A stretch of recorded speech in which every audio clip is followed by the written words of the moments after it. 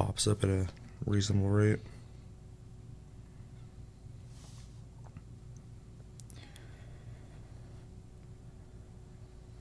It's on YouTube, though. Yep.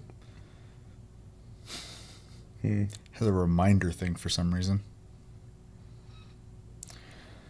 Yeah, it's weird. Yeah. And then Twitch says that we're playing Deathloop. But it's on.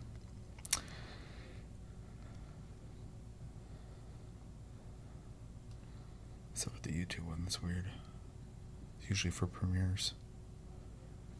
Yeah. Yeah. Oh, it went away.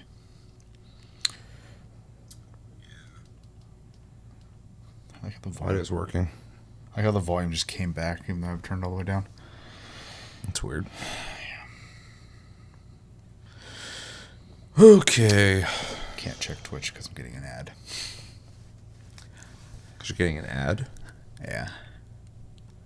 Gotcha. All right. So while we wait, I'm just going to go through intro shit. For anybody watching now or watching later, this is TLG Reacts. We're going to be reacting to a bunch of shit, but mostly the state of play. What's up, Psycho? That happened today, July 8th, 2021. We're going back in time. It's going to be my double birthday. Yeah, we're going to watch that. That's the main attraction here. But because this week has been busy, the holiday, hopefully everybody had a good holiday, especially you guys over in Europe who definitely celebrate 4th of July. We can react to a lot of things. So we're going to be reacting to the Nintendo Switch OLED model. This will not be a reaction, it'll be a discussion, but we will watch the video. Red Dead Online official Blood Money trailer. We got Dying Light 2, Stay Human official gameplay trailer, and Ghost of Tsushima Directors Cut announcement trailer, because we have not talked about any of those topics this week, and I don't want to wait too long on those. So that's what's planned today, and if you're watching now and you want to watch only one of those things or a couple of those things, it will be chaptered after the fact, so you'll be able to skip to whatever you want to watch at your convenience. Yeah, so let's see. We got games you should download and play on PlayStation Plus. They're out right now. Those games are A Plague Tale: Innocence, Call of Duty Black Ops 4, and WWE 2K Battlegrounds, all offer free on PlayStation Plus. Make sure to download those, play those. Come back at the end of the month for Plus Club. Let us know what you thought of those games. We'll let you know what we thought of them.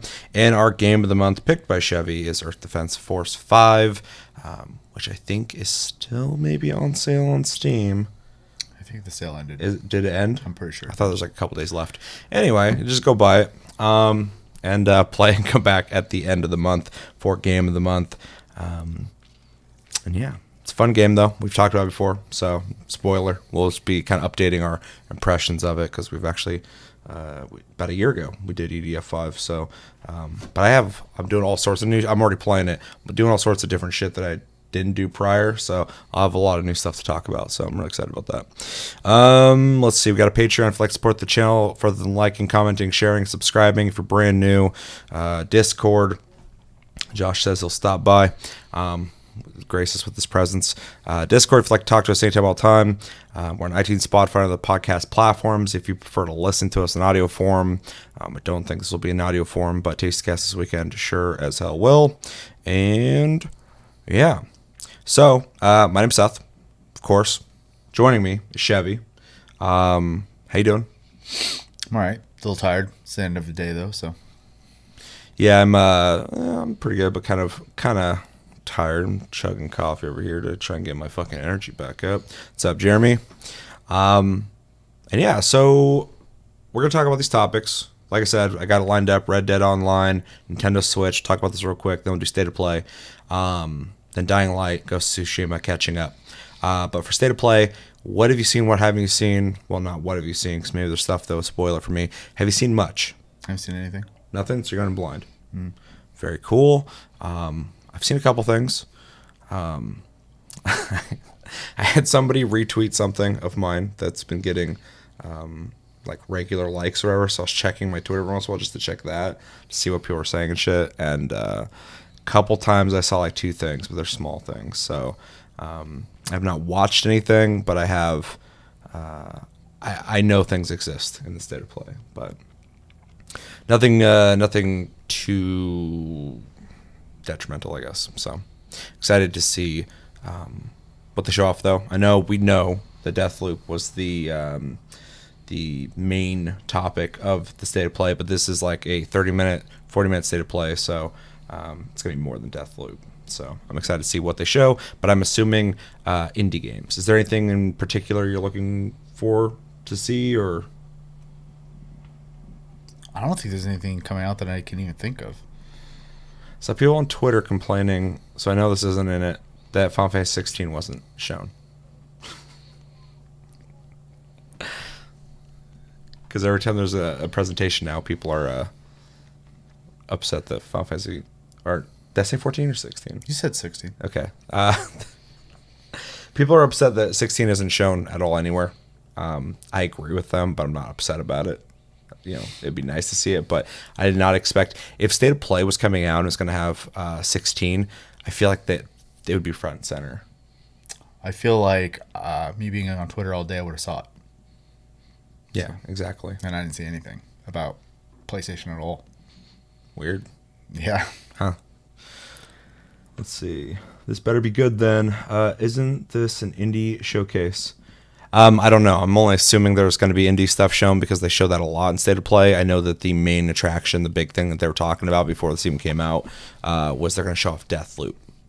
Because that is, I believe, Arcane's last game that they can have exclusive, and it's exclusive to PlayStation for, I think, a year or something like that. And Microsoft's been, like, really cool about it. Oh, right. I saw them on Twitter going like, news for Deathloop is good news for everyone, blah, blah, blah. Like, congratulations, Arcane and PlayStation, all that stuff. I mean, since they own Arcane, they fucking benefit anyway, but it's just funny to see that, so. Minus Deathloop. Final Fantasy 16 will be in August for sure. Here's hoping. So yeah, let's just jump into the first video we got. Of course, let us know sooner than later if there's any audio issues. I did some audio testing already, but we are watching 5 different videos with 5 different audio sets going on. So if something happens, let me know. We're streaming, so we can fix it, pause shit, blah, blah, blah, blah, blah. Also, I did pick up Monster Hunter Stories 2 and was just playing. Is it amazing? Because I'm really excited to pick that game up. So the first video we're going to be watching is Red Dead Online official Blood Money trailer. Now, I don't know if this is going to do much for you because you haven't played much of the single player. You haven't played any of the multiplayer. These are guesses. I couldn't even get through the single player, so. Yeah. I did beat the single player. I think the beginning and the end are fantastic. The middle, storyline-wise, runs a little long, but the game itself is incredible. The multiplayer is a lot of fun, but like Grand Theft Auto Online, missing something when I was playing it. So this is for Red Dead Online, so I'm excited to see more content added for it. For me, yes. Honk honk. Yeah, somebody outside's fucking beep beep beep beep. Joys of life. Yep, exactly. People are like really active tonight. I don't know why there's fucking people wandering around. It's the fucking blood moon. Everybody's excited about Monster Hunter Stories 2. For you, yes. Okay, so I mean, I'm definitely gonna pick it up. I want to pick it up. Maybe I'll buy them both. I don't know. But anyway, I'm excited to see content added to it because I think the potential of Red Dead Online is huge. I thought the same thing about Grand Theft Auto Online, but every time I return to that game, there's always some kind of hacking going on, or like the big thing for that game that happened is like there was this huge hack that happened. A bunch of people I know got all this money and shit. They got rid of the hackers, but they let people keep the money, so the economy was fucked. So everybody knew had all this cool shit. I had to earn all the shit that I wanted, and people were like, "We'll give you money." I'm like, I don't want to play like that. And that's where I kind of fell off. I also hated the way that they did group play. You would join missions together, and then when it was over, they would like split you up in different servers. You had to keep reconnecting, and it was so fucking annoying. So anyway, Same thing here. Red Dead Online, I think, is built better than Grand Theft Auto Online, but it's still early. It's in its infancy. I'm sure they're going to milk the fuck out of it and keep supporting it. But yeah, I'm excited. Long story short, I'm excited to see what they're going to add to it, because I know they're going to be adding stuff for a long time to build this game up. Dang, haven't played RDO in a long ass time. Yeah, I haven't played in a while either. I think the last time I played it, I was playing with you guys. So it's been a while, but I would return to it. There's a lot of potential there if there's the content to play. So with that said, we're going to watch this. It's 1 minute long. This is official Blood Money trailer. And I've heard this is where they're going to be showing that they're introducing heists and train robberies, which sounds fucking dope to me. All right, let's do this in 3, 2, 1, go. Thank you for agreeing to meet with me. The organization that I represent is a more civilized way of doing things. Eyes blind by Diamond, Says that, emerald, ruby, private bonds we call capitales. soul You will procure them, was a soul they stole. and if you value my friendship as highly as you should, Wait, Senor Martelli. Do not speak my name. you will bring them to me. I got revenge. You're too late. Blue water man. Impress me, and I assure you it will be worth your while. Very brief, July 13th. Holy shit. Pretty much saw exactly what I had heard, though, that they're going to be bringing in heists. I don't think we saw like a whole lot of heists. I mean, that was probably a heist, but we didn't see like So a they lot jumped of... on a train. Yeah, but the train part, we saw like, you know, robbing a train thing, and that sounds cool to me. I was think it's funny. A lot of people always complain that they don't support Grand Theft Auto or Red Dead Redemption 2 the way they used to with like expansions or DLCs or whatever, which is kind of depressing. But then you kind of look at the amount of stuff they put into this, like the mocapping, the voice work, stuff like that. Kind of sucks because they're putting all that kind of work you'd expect in a single player game into the multiplayer. So if you're playing the multiplayer, you're kind of getting that content, but if you're playing the single player, you're kind of shit out of luck.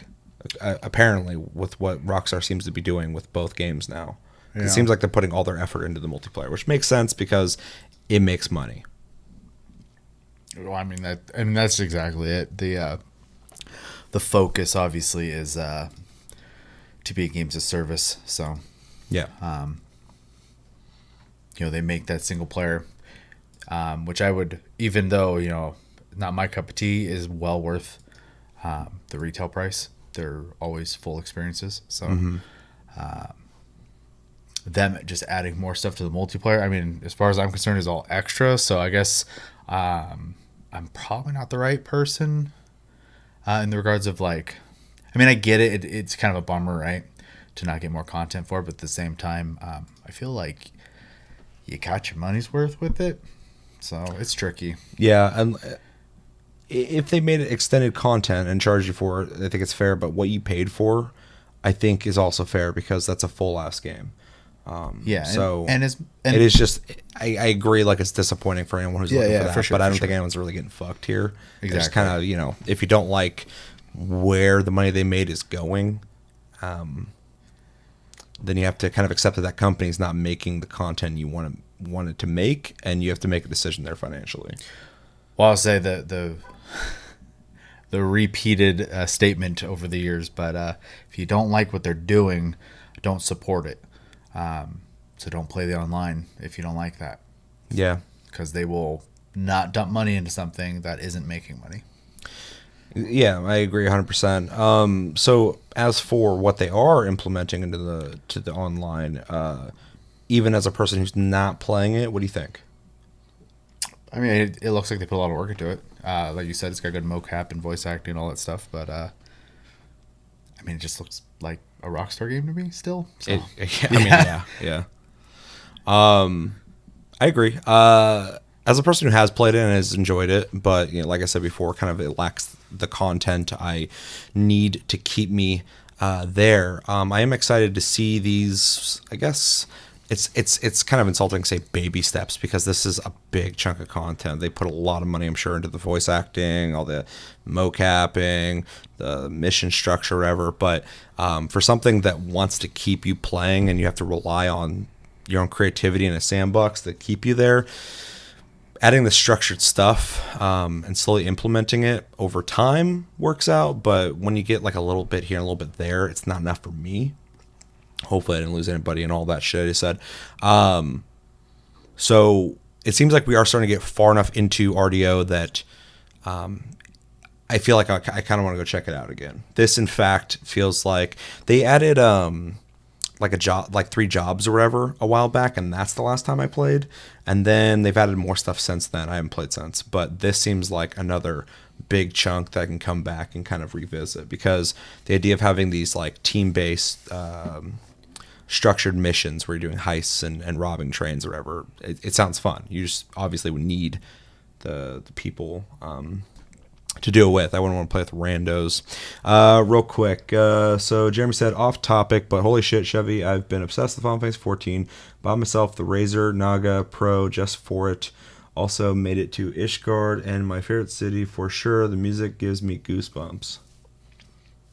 Well, I'm glad you're having a good time. I don't know what a Razer Naga Pro is. It's a Razer product. Yeah. I just don't know if it's like a keyboard or a mouse or whatever. Ishgard is definitely a sight after seeing the scale of things before it, and the music in that Have entire... I been to Ishgard? Yeah. Okay. This is the first major city in Heavensward. It's way cooler than the stuff the prior. Scale, Yeah, for sure. You can tell that they finally got to make something themselves. Yeah. The whole expansion just feels great. Not to turn to a Final Fantasy 14 discussion, but we could always do that at another time. Leaving the vanilla content and moving into the newer content after it, there's a huge difference. Like, I know it sounds cliche and everybody says it. I'm also saying it. Like, they say it for a reason. And I'm not that. Well, yeah, but some people just kind of talk out their ass. That's like a real thing. Like, I did like the end content and I, like the cinematics and stuff. I was like, this is getting fucking cool. And I go to the next area and I was like, oh, okay, this is definitely, there's a huge jump here in like everything. And that just keeps happening. So. Yeah, and I got to keep playing to find that out. But I can definitely attest to even that early on seeing that huge of a jump. So, and they're saying it's a MMO mouse. We'll have to look it up at some point. It probably has like 10 buttons on the side. Probably. I don't even know the name of my shit. I normally look up a list of like the top 3 mouse or keyboards out there and go touch them. And when I like the way one feels, I'm rocking all SteelSeries right now. I did have Corsair and SteelSeries mixed, but I've been phasing out my Corsair stuff and moving into SteelSeries because apparently I just really like SteelSeries shit. But I hear really good things about Razer nowadays, so that's cool.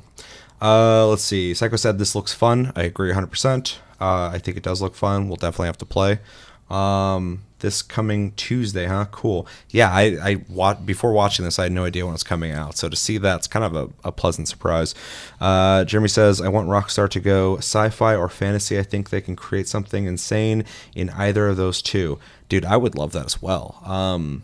They've already dabbled in modern and kind of retro, and then, old school shit like this. And every time, whatever Rockstar does, they fucking, outside of the bugs and the glitches you expect from something this crazy to make. Yeah, for sure. You could definitely, give them some leeway. They achieve things that other people only dream of. So I would also love to see this kind of dedication go into sci-fi or fantasy. That'd be pretty fun crazy. What's up, Nick Raintree? Gimme Undead Nightmare. It'd be so cool to see like a new updated version of that. I agree 100%. What's up, Simon? He says, what's up? It's that Warcraft content drip. Warcraft content. Oh, yeah, I got you. Yeah, it's Except for the amount of work is vastly different, but yeah, dude, this is it's pretty impressive what Rockstar has done with Grand Theft Auto Online and what they will do with RDO. And so far what I'm seeing, it's getting more and more ambitious because they only have infinite money to put into this. So, and they're spending it. So that's good to see. Let's see. What's the news on Tsushima? We have that lined up. We're going to talk about that since we missed when that was a big thing, because the holiday and stuff like that. Hopefully everybody had a good holiday. If you celebrate the 4th of July. You like blowing shit up? Yeah, if you blew shit up. But we're going to cover that. We're going to talk about that. We have not done that yet. The only thing we've done so far is Red Dead Online. Love Corsair's IQ profiles. Agreed. Except for they don't play nice with my AIO, but otherwise, yeah, I like them a lot. Yeah. No, they're definitely cool. And that was one thing kind of sucked is like when I slowly merged out my Corsair. I have a second computer, so all my Corsair stuff went over there. But my SteelSeries stuff, I was like looking at my IQ thing. I'm like, guess I'm not using that. Like, it's just kind of installed. That kind of sucks. GTA 5 is pretty sci-fi and fantasy already, though. Yeah, especially the TIE fighters. Yeah, and with mods and all the weird stuff they've added, but I don't know. I just want to say I am completely okay with paying that $10 for the upgrade and $20 for the expansion. For Ghost of Tsushima, I agree. We will get there, though. But in case you don't make it to that point, noted, and I pretty much agree with you. So anyway, to wrap this up, because it's a 1-minute video, Red Dead Online official Blood Money trailer. I think it was a cool trailer. It was really short, really sweet. Very sweet. It was adorable. And fucking, this content's coming out soon. So it's just kind of reminding you, like, hey, this is coming out. This is what it looks like. I think it looks cool. I think I'm going to reinstall the game because I want to check this out. And it's going to turn Chevy around. He's going to quit Final Fantasy 14 just to play this. He's going to forget about expansions, too, coming out soon for Final Fantasy 14. I have not invested years to miss the finale. True. All right, let us know in the comments. What do you guys think about official Blood Money trailer? Was it a good trailer? Did you like it? Did you not like it? What are your overall thoughts on RDO? Have you played it before? Have you not played it before? Why haven't you played it? Do you want to play it? Let me know everything you're thinking about in the comments below. Moving on to the next video that we got. Checking comments real fast. Let's see. Rockstar making a fantasy game could be a challenge. Fantasy games rely heavily on their combat systems. Rockstar doesn't. Have you tried punching in GTA? I agree. You'll swing right past people. And Simon, I think he's like blunt about shit, but he's really critical on like gameplay systems and mechanics, and like I think that's a really good criticism. Rockstar, I think, makes some of the most ambitious games ever made, but they're kind of janky. Yeah. Movement, they're trying to be realistic, so the character kind of walks fucking weird and doesn't feel good. It just looks good. You just know you'd have a sword, you go to swing, you'd kind of miss off to the left, you try to correct, and all of a sudden you'd be facing the other way. Yeah. And your character would not want to line up properly anymore. And yeah, no. Getting in fist fights, like you kind of mentioned already, It feels weird. You just like line up and then you start going, and it sounds like you're just punching like wet meat, and like sometimes you miss, and it just feels weird. So yeah, that the Rockstar feeling would maybe feel weird in a fantasy game, but all their games are completely playable. Sure, and they all have like these lock-on systems or soft lock-on systems. And what Jeremy's saying, I'm 100% sure Rockstar could figure it out. I agree with that as well. I think they would figure it out. They'd make a playable game for sure, but I think there's a strong chance you'd get some of that Rockstar jank in there as well. Like I said, their games are like too ambitious.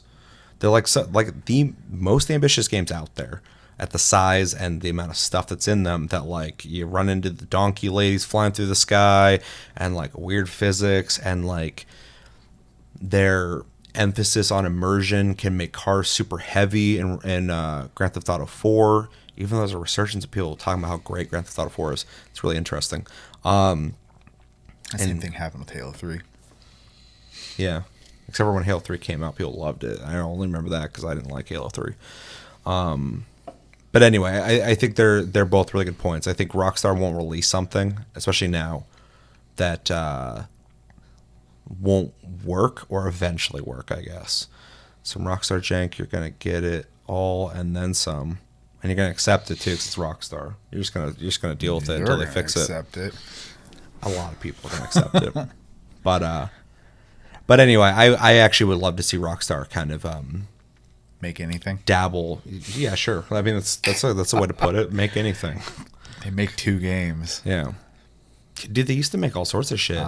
Midnight Club, which I fucking loved, and it wasn't just Grand Theft Auto's engine. Like it actually like played tight and good. And then like they had Smuggler's Run, the tennis game. Like they had all sorts of weird fucking games. And now there's like we have to spend 12 years making a gigantic game that we can make a multiplayer component to milk for another 12 years while we develop the next game that we can make a multiplayer game out of. Yep. But they give you a full ass game too, though. So it's like for sure.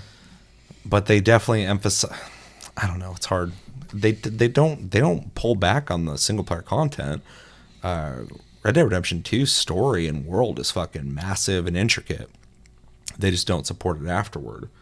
We've already talked about that. Maybe if Bethesda caught wind of Rockstar working on either, it would light a fire under their asses. Maybe. Midnight Club 1 and 2 were childhood highlights. You didn't like 3? Dub Edition? I want to know why. Chat's not on the screen. There it is. Alright. Pardon for a second. I have to resize this. Oh, yeah. I think 1,000. Scuff time. Yeah, it's fine. It's fine. We're hanging out talking. I see this like every day. What? Just people adjusting stuff while they're live. Yeah, well, I think after a while, you have like an audience and, you know, they're willing to just come in to hang out. Yeah. I don't think they're going to care that much. We got to shorten this. 800, maybe? Anyway, chat, let's see. Bethesda has no completion, really. They need it. Yeah. Completion or competition? Yeah, that's what I was wondering. But I think it is competition. Never got to play 3, sadly. Dude, 3 was so good. It was so good, dude. It's one of the reasons I fucking miss Midnight Club so much. Height, let's do 650 maybe. How about that? It's a little small, but people will be able to see what you guys said. You guys are one of us now. Okay.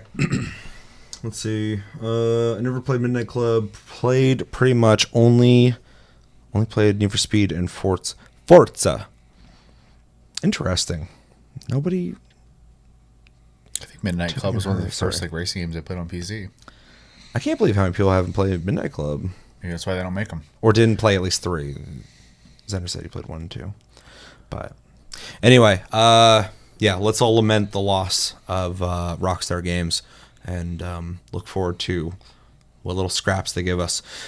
Moving forward, let us know in the comments, of course, what you guys think about that topic. We're going to watch the Nintendo Switch OLED model official announcement trailer. Of course, this is, at this point, old news, but we never talked about it in the show. So here we are. We're going to watch this. This isn't really a reaction. It's more so just a general discussion on, is this worth it? Are we upgrading? Are we going to wait it out? Did we want that Switch Pro and didn't get it? Let's find out. But the scraps are good.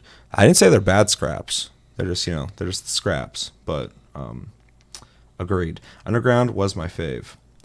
Underground was definitely fun. Didn't they try to reboot that? I don't remember. All right. Nintendo Switch OLED model. Let's go. 3, 2, 1, and go.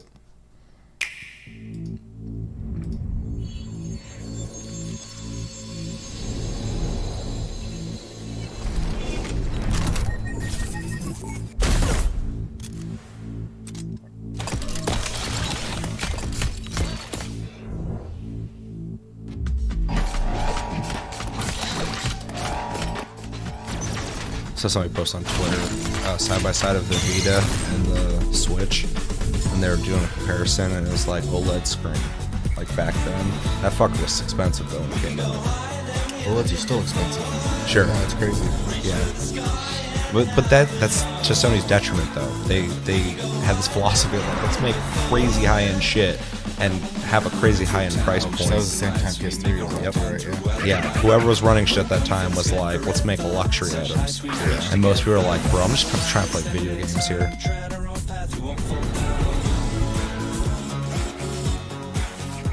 See, that's pretty cool. I don't know if it's $50 extra cool or buy a whole new console cool, but I think it's pretty neat.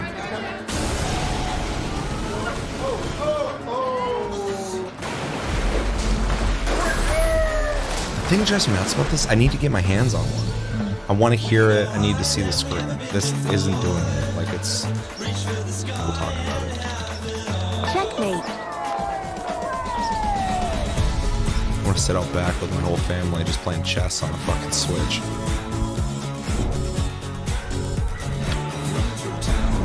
There's so many people upset about that. Why?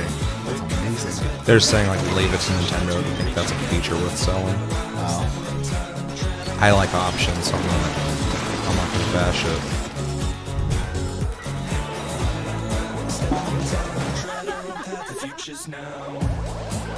Looks like the docking station's different. I'm sure they've I fucking hope. probably made adjustments since Yeah. the original has scratch screens. It's packed away.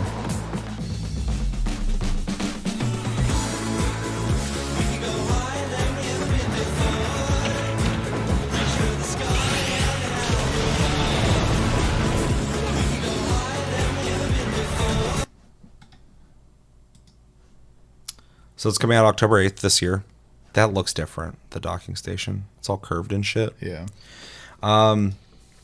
Getting an OLED screen, 7 inches, so it's a little bigger. I don't remember what the prior one was. Better audio and an adjustable kickstand. LAN port. And a LAN port. I do believe this is $50 more than the OG Switch, from what I've read. I don't even have the shit pulled up in front of me. I should have got that. But yeah, what do you think about what they're bringing? This is the rumored Switch Pro, even though it's not a Pro model, if anything, really. It's not even an upgrade in any way outside of the screen. Well, and a couple things, but nothing interior, no, like, upgrade to power. What do you think? I think it also has a little bit more internal memory, but Yeah. Yeah, there's the thing that came out there being like very clear, like this is not like a upgrade in any sense of like right, it's still the power. same GPU processor Yeah. and shit like that. So, so I mean, the $50 just right off the bat, you're paying for the screen. Yeah. OLEDs are expensive, but you're gonna get better color. If they've improved the audio, that's awesome. I already think the Switch has good audio, so that's cool. But they've improved it. I always love when because getting good audio is rough no matter what. Like Especially a lot of tiny things. little speakers. But when I hear like a small speaker produce Yeah. audio that's not tinny, blows my mind. Yeah. It's still crazy to me that you can get that out of something so fucking small. In fact, I can only think of 2 devices that are really good about that, and it would be the Switch, and this could be a weird one, but the Amazon Fire tablets had good speakers. Interesting. Yeah. I think most mainline phones have good speakers on them as well. Nothing that I would I would brag about, but it's kind of amazing what you can get out of They're those super phone impressive, speakers. but yeah, they're a little empty still, I think. Yeah. But then my laptop, which is a bigger thing than a Switch, bigger than a phone, They put the trash in speakers are laptops. fucking garbage. It's Yeah. crazy. That's literally a feature of laptops. Have some shitty speakers. And like the PS5, God bless it, it's got way better audio coming out of the controller than the PS4 by fucking miles. Mm-hmm. Still nothing amazing. I mean, it sounds better. It's an improvement. I like it, but anyway, I'm getting distracted by the audio thing. I need to hear it. And then, yeah, the LAN port, which I think should have been the original model. And honestly, I kind of hope that the dock works for both, because I'll go buy another dock to be able to hardwire something. So Yeah, you could just buy a new dock. I hope so. That'd be cool. But that being said, if you currently own a Switch, unless you play portably a lot, I don't think this is for you. I do think this is for people who don't have Switches yet. Yeah. Yeah, I and I'm agree. going to tell you right now, that screen's going to look way better. So Yeah. I play on my TV, so it's not really going to benefit me too much. But I think it's a good thing. I don't think this reminds me of when there's the PlayStations and then the Slim model comes out, right? All it's doing is being a better version of the same thing. So, and that's what this is. Yeah, this me being me, like fucking just new hardware. I was like instantly like, oh, I want it, blah blah blah. And then I was like, wait, not a big mobile gamer.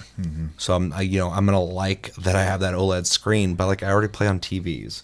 Or, you know, if you're playing on a nicer TV, you're already playing on an OLED screen. So it's like, Yeah, that's both sides. exactly. So it's like it's not beneficial for me to do the upgrade, which kind of sucks because I'm like dying to have one. Like the idea of having the new Switch would be sick. I like the idea of having it.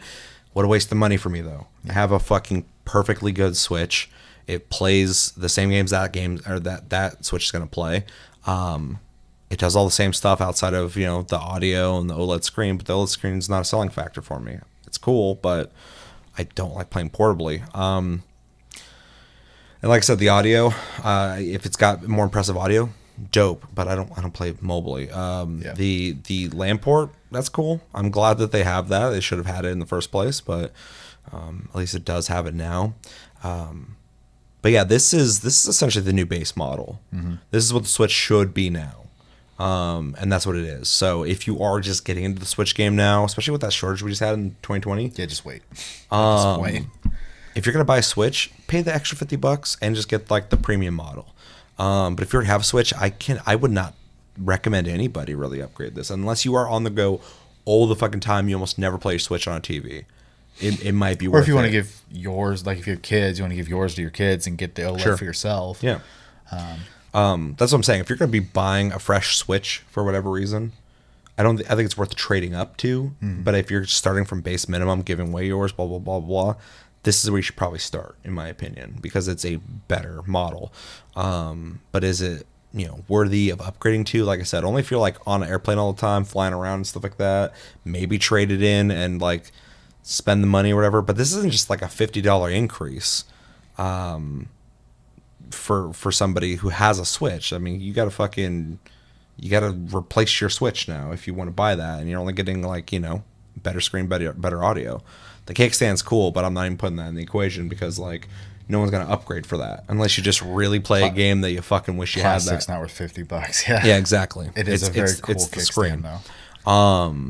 But you know, cost of all the parts come down too, so that $50, you know, it's definitely covering the screen. It's but, the screen. Yeah. Yeah, I think it's awesome. I like the colors too. Well, it's not colors, but the white and the black model looks really cool. Kind of wish it launched like that, but I do think it did add some flair to the Switch when it first came out. That you had to have these like fucking wonky ass crazy colors and stuff. Made it pop. I'm not a fan of the white. I mean, I'm the same on the PlayStation 5 and the Xbox. I fucking love it. I hate it. I love it. So. Yeah, so that's a to each their own thing. But yeah, it's really cool. I am slightly disappointed it's not a Switch Pro, but at the same time, they don't need to make a Pro right now because the Switch is selling fucking fine. I mean, Nintendo can sell cardboard, so sure they do. They literally do.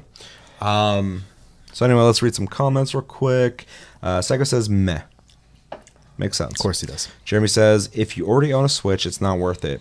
If you're just picking one up for the first time, sure. Yeah, exactly. It's a good like new standard default Switch. Hopefully they can lower the price of the older models too or something like that to get them moved on, even though I don't think they're having a problem with that because there was a shortage last year. I don't know if it's still happening. To move on.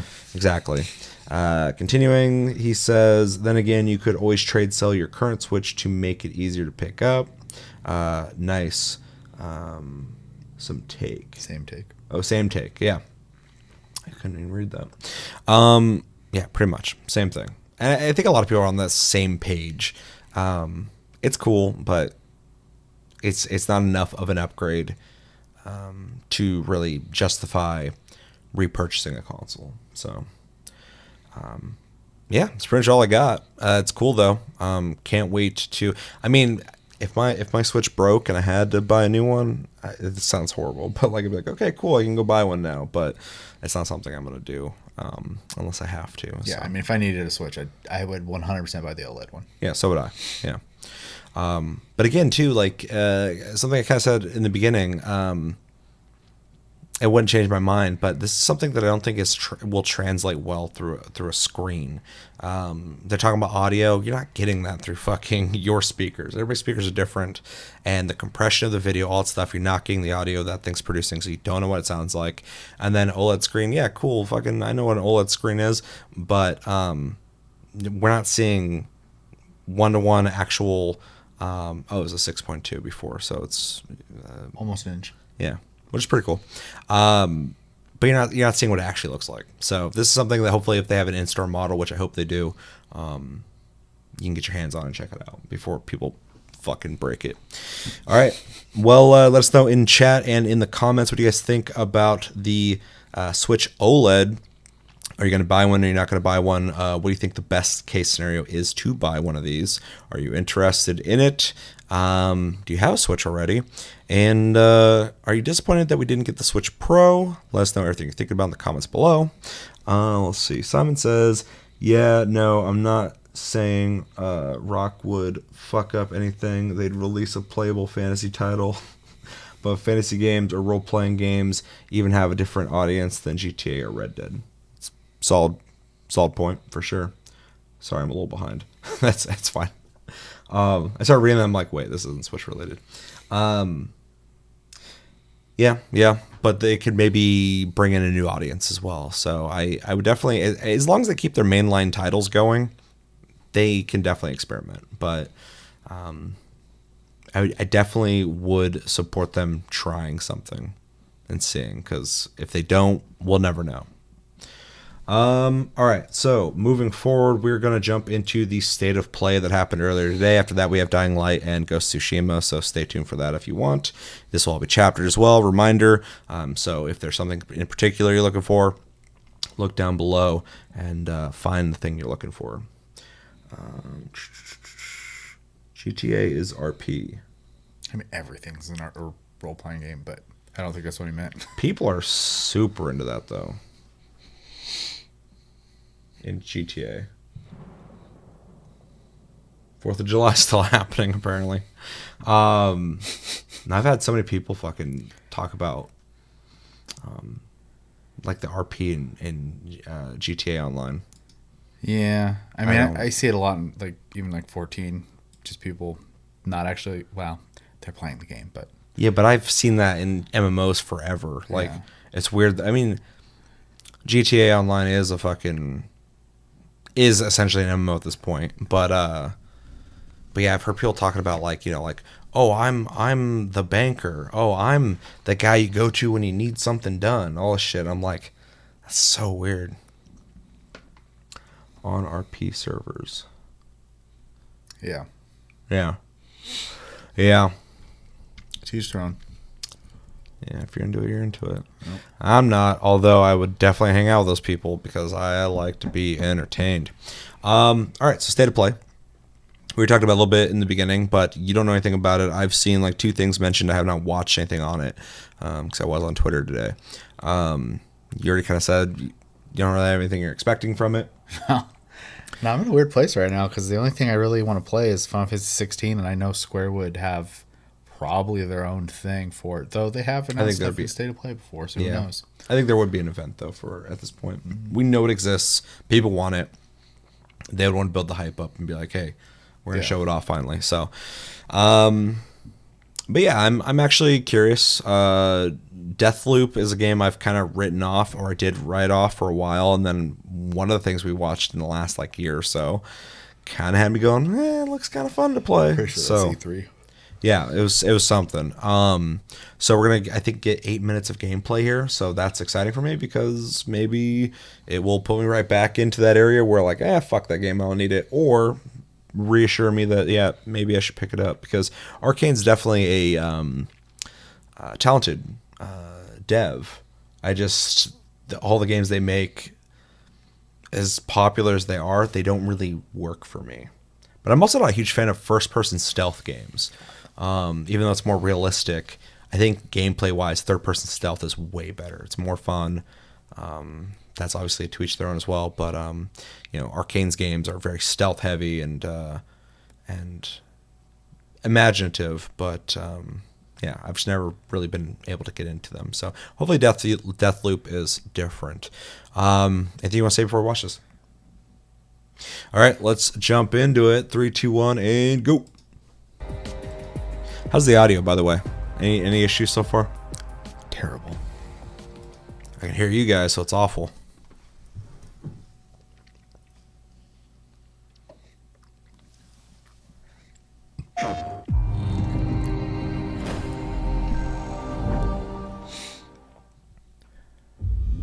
There are those who look into the eyes of another and see opportunity. A soul to corrupt and twist.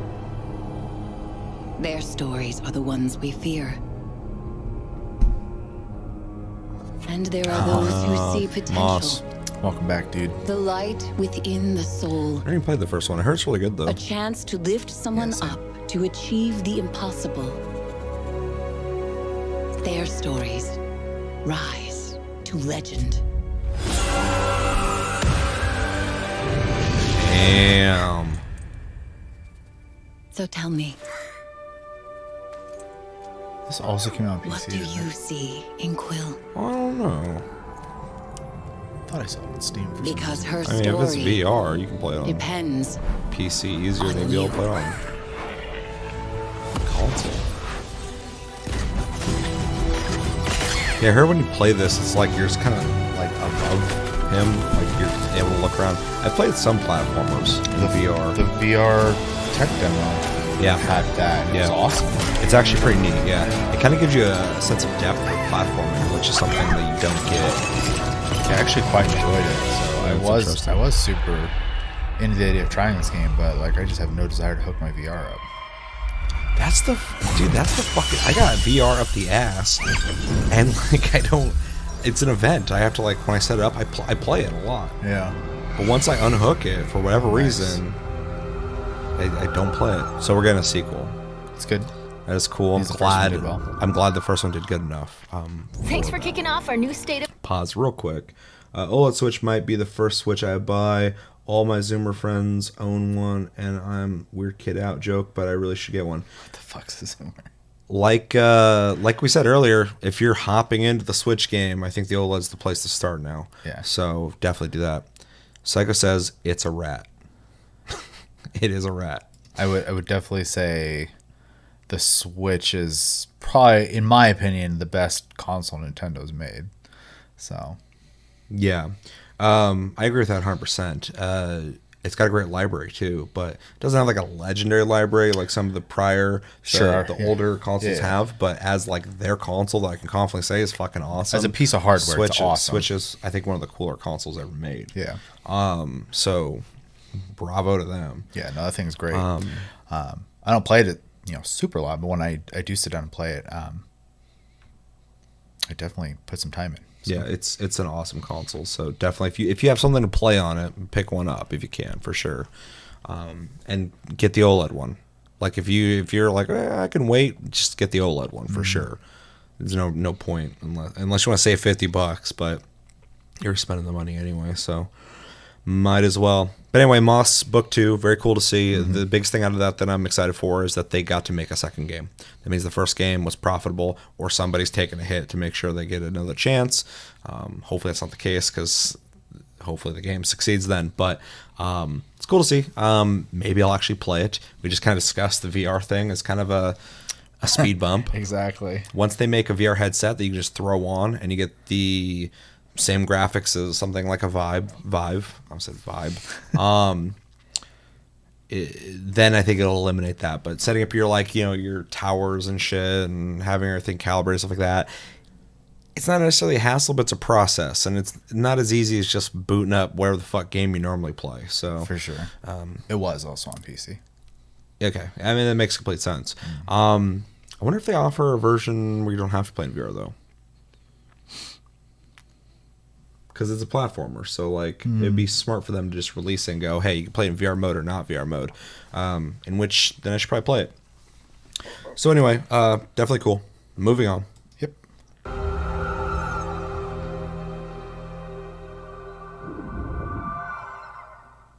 Thanks for kicking off our new state of play, Quill. That was VR. Moss 2 is currently in development for PSVR. We've got some more exciting updates today, so let's keep it going. Here's a flashy new multiplayer shooter from the team at Ilphonic. Phonic sounds familiar. Nope. Brand new.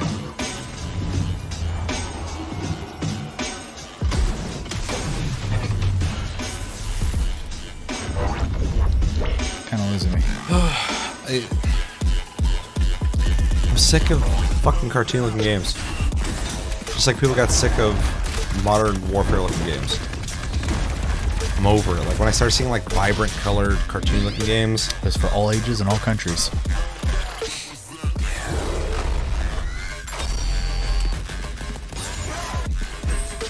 I mean, it could be fun, but I think visual style is a huge turn off. If it's fun, then who the fuck am I to say anything? But yeah, I don't care about the way it looks though. It's literally a bunch of people out of like Osmosis Jones, man. Yeah, it looks exactly like that. So what kind of game is it? It said there was 4-player Multiplayer shooter. What's that? I thought it said they had like co-op too. Oh, I didn't catch that. That was your first look like at there was, like, Arcade versus Get It, and which co-op? begins early access today against for boss or PlayStation 5. I hate Tribes the of way it looks. Midgard arrives later this month. Let's get a sneak peek at the post-launch plans for this addictive action RPG from Norsefell Games. Zoomers Hi, are young I'm Sydney adult from people Norsefell, born and I'm in. here to Oh, I tell know you what a more about how Zoomer is. Tribes That's of Gen Midgard Z. will grow I even asked bigger what after they were. launch with free season updates. I don't Tribes of keep up Midgard with is all a the 10-player survival terminology. action It's because You play as an the Einherjar, Gen Zers a are calling legendary Viking warrior revived everybody by Odin boomer, but himself boomers to are stop Ragnarok. the There fucking are baby two boomers. primary Yeah, game modes, exactly. the session-based And so saga people mode start calling them and the Zoomers. endless survival mode that are all about exploring Okay. Midgard, powering up your character, and fortifying your home village to stand against giants bent on I'm destroying curious the about this seed of game. I'm not in Yggdrasil. love with the way it looks, but New seasonal updates will change the way you play it and looks like add it'll be challenges fun. for you and your tribe to overcome. The I game think it launches with counts like Season garbage. 1, The Wolf Saga. It includes Visually. new classes, exclusive loot, and a powerful new boss. it has like a weird faded, There uninspired will look be to 8 it. I different mean, it's classes like to there's unlock and nothing. choose from. Let's take a quick look at the eye-catching Ranger, about it, one of but, our like, two I'm starting I'm also really tired classes. of Nordic games, but As you gain levels, you Not unlock that many of game-changing them. abilities in your But they class all skill are tree to like match your coming out at playstyle. once. At once. So yeah, Like the lightning fast Everything quick comes shot out in or waves, the it's powerful annoying. slowpoke. agreed. Because Like when classes are Pirates and Ninjas complementary, were really it's fun to have a popular. bit of everything Everything in had your Pirates tribe. and Ninjas and zombie We're excited games. to see how your strategies Yeah. will change as classes Everybody's expand chasing in future that. updates. That new wave. yeah. Season 1 also introduces runes, which give you new special powers Maybe I also to feel like that customize though your because character even Skyrim's more. been sold The for like Wolf Saga will 300 launch with years at this 30 point. runes, Yeah. including the Might No, of I Mjolnir, agree. which adds powerful chain lightning arcs to your attacks. You can use multiple runes together, and the effects can get VR2 pretty is supposed wild. to have just You'll end up one with different rune wire. combinations each session. Yeah, I mean so that's you'll kind always of the have holy new ways to grail. Everybody's experiment. moving towards less and less wires. So Last but wireless. not Yeah. least, the biggest part of every season are saga how quests, a series of frequent quests that people will get bring you sickness across Midgard. wireless, In Season like 1 charge Saga, times, I you'll don't unlock think the would be a ability to concern access a because most people mysterious can't lair sit in and VR face forever. down your most powerful challenge well, yet. and as a dude And who the more can sit there in dangerous VR for a long foes you time, take like on, your the face greater starts the getting reward. warm, starts Speaking of sweating. great rewards, It the Wolf becomes like Saga is uncomfortable after like stacked 2 with hours. So I think it season-exclusive is kind of weapons, important armor to like sets, and take truly breaks in mighty between once in a while companions. because I like love this guy. even if you play for a This while, it's saga is actually kind of a only the workout beginning. after a while, like moving Tribes of Midgard constantly will keep because you're expanding with more engaged with the seasons that explore gameplay. You're different moving, parts of you're Norse going, you want mythology to win. and add even more to But the after a game. while, you start going like, I'm Thanks for actually just watching, kind of and standing we'll in a see you room in moving Midgard soon constantly, on July and people 27th. don't do that except when they're at the gym. Yeah. Actually, that makes me think I need to start playing Ring Fit again. Ilphonic made Friday the 13th and Predator Hunting Grounds, or at least something to do with them. Port That's where City's another as fucking name. good as lost. Must you go back? I must go back in order to end all this. Look at the fur. What's this?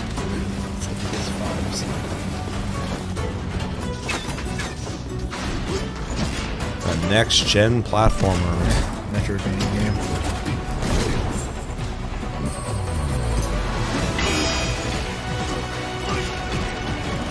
Not really into animal people, but it's cool looking. You shall now witness the true power of the Spark Raven. It's super creative. Visually, I like the way it looks. I don't think I'd play it Fist. because I don't like the Forged in Shadow Torch. not Up a next, Metroidvania what do you guy get for when you the mix most part, fighting- But Yeah. Look cool though. It does It's look not cool. really my style of game, but I was kind of impressed with the graphics. The gameplay looked fun enough. But like the choreography as well for like the Yeah. cinematic stuff was way better than I thought it'd be.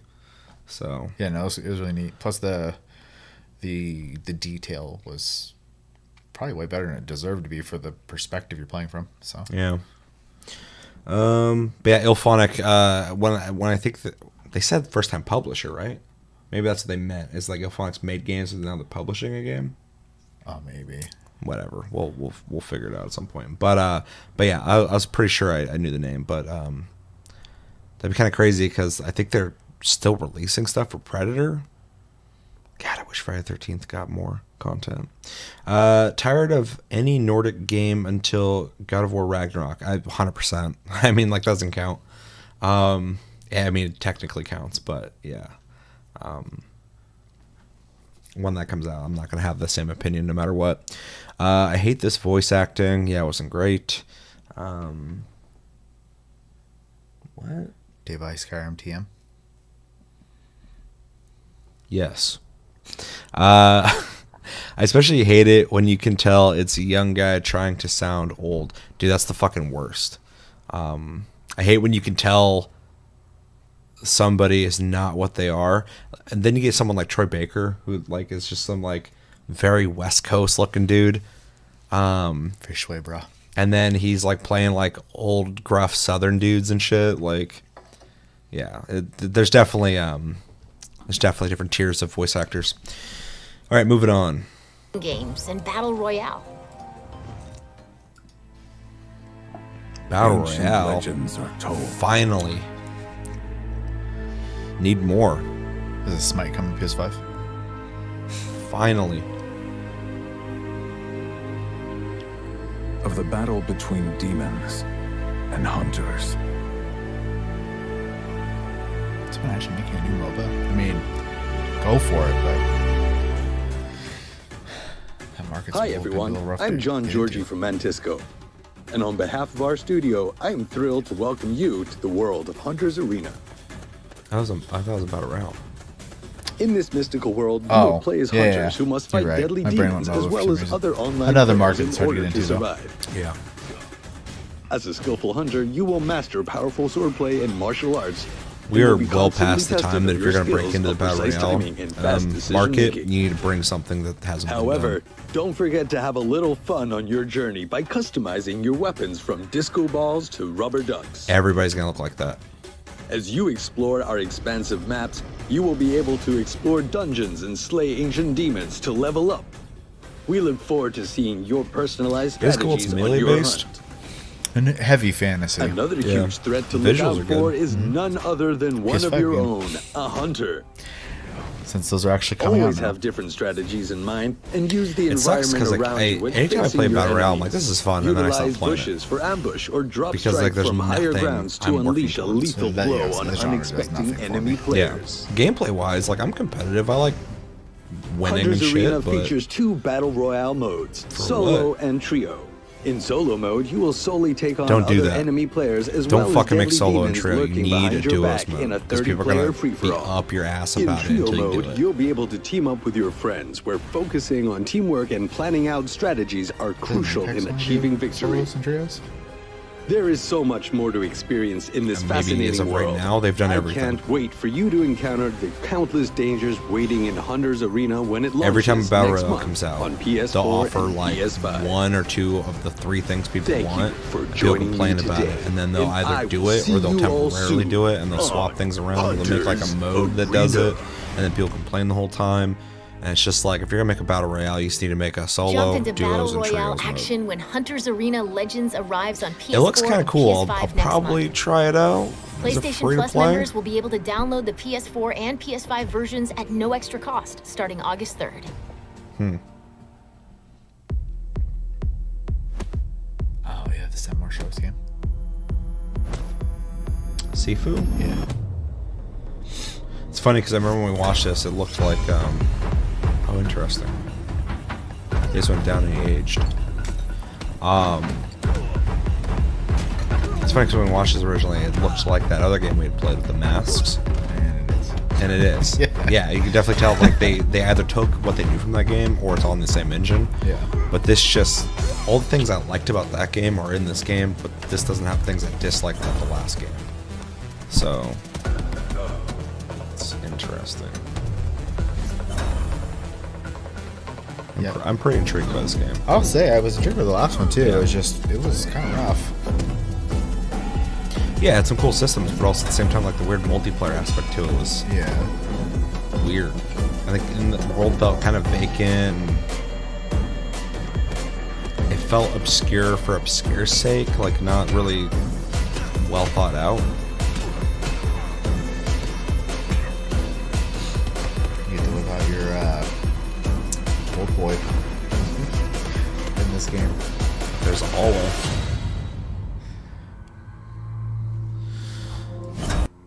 Early 2022. Everything's 2022 is gonna be fucking a wild year because everything's coming out then. Let's see. Battle Royale is such an underrated gem of a genre. Genre. You could, but shouldn't say. Yeah, we're not gonna say that. But you've heard it. You heard it this one time though.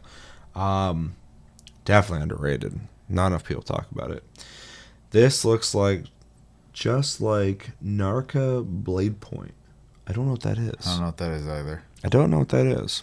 I mean exactly like it. I'm gonna have to look that up. Wow, okay, so it's like what they did with Fall Guys. Yeah, kind of. With how they released it. I think that's what he's talking about. Yeah, I have no idea. I'm lost on that one. Yeah. Can't wait for this. Give me Absolver vibes. Yeah, I believe that's the same people who made it. Yeah, it's them. Yeah. Slow clap. Is this made by the same people? Yep. Raid 2, the video. Kinda, yeah. Dude, a Raid game would be fucking sick. What? The movies? Oh, I don't think I've ever seen Yeah, them. you haven't. I tried to get you to watch them. I don't watch movies Just anymore. a lot of dudes fucking running around, just beating the fuck out of each other in hallways. Yeah, no, SIFU looks dope. Definitely gonna want to play that. Like I said before, Absolver had potential. It had things about it I really liked, Yeah, it had some good especially ideas. for an indie game. But also had some jank that was really heavy, and kind of got in the way of me being able to enjoy the game. This seems like a more refined project for them to take a lot of what they learned from there and make a more I guess I already said, but refined game, something a little more honed in. I would say the animations look really good and the impacts look really good. So yeah, and it seems like a single player experience where you're just like fighting people, but also has this interesting age mechanic. It's definitely something I want to play for sure. Thought you meant Raid Shadow Legends. Kind of did too. I mean, maybe that's what he meant. I thought he was talking about the movie. I know. I think you're correct. I hope I am. But because my brain didn't go to movies, that's where my brain went with. It's also Simon. He could be making up shit like fucking Gemra and shit. So fair. Yeah. All right. But yeah, it looks cool. Oh yeah. All right. Yeah, Moving I'm on. definitely interested.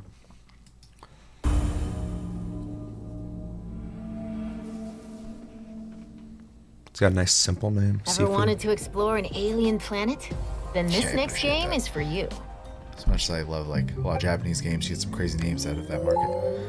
She sound like you want to explore an alien planet was like code for if you want to do drugs. You want to go to the alien planet? This is Jet, The Far Shore, created by Super Brothers and Pine Scented, Oh yeah. with a score by Scientific. The score alone made me want to play this In game. Jet, you play as May, When we originally one of saw a it, I did unit not of see aviator people, though. scientists who embark on an interstellar trip and a light on a mythic ocean planet, where they dream of securing a future for their species. Maybe.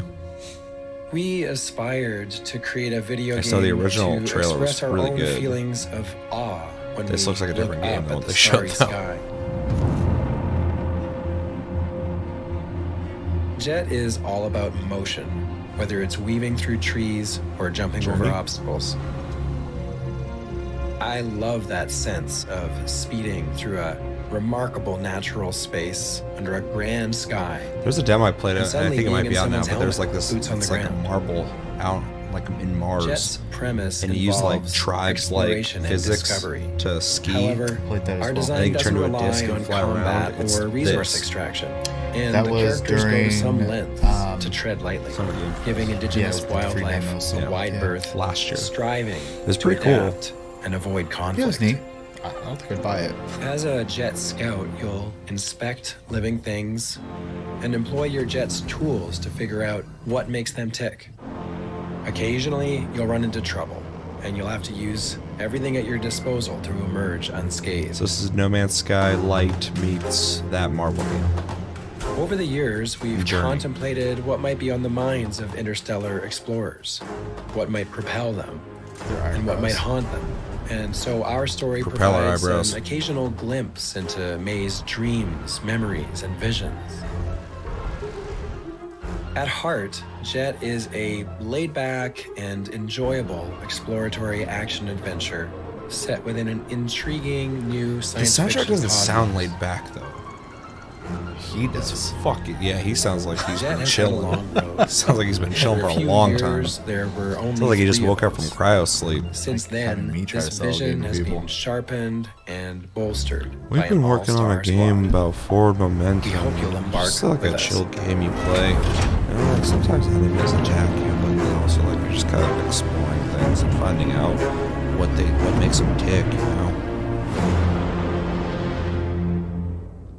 That honestly, even though I showed more, kind of got me less excited Let's about the check game. in with our I'll say friends at zero Sega interest for in that. more on I had a 2 little bit. upcoming I'd say I got adventures. 20% interest.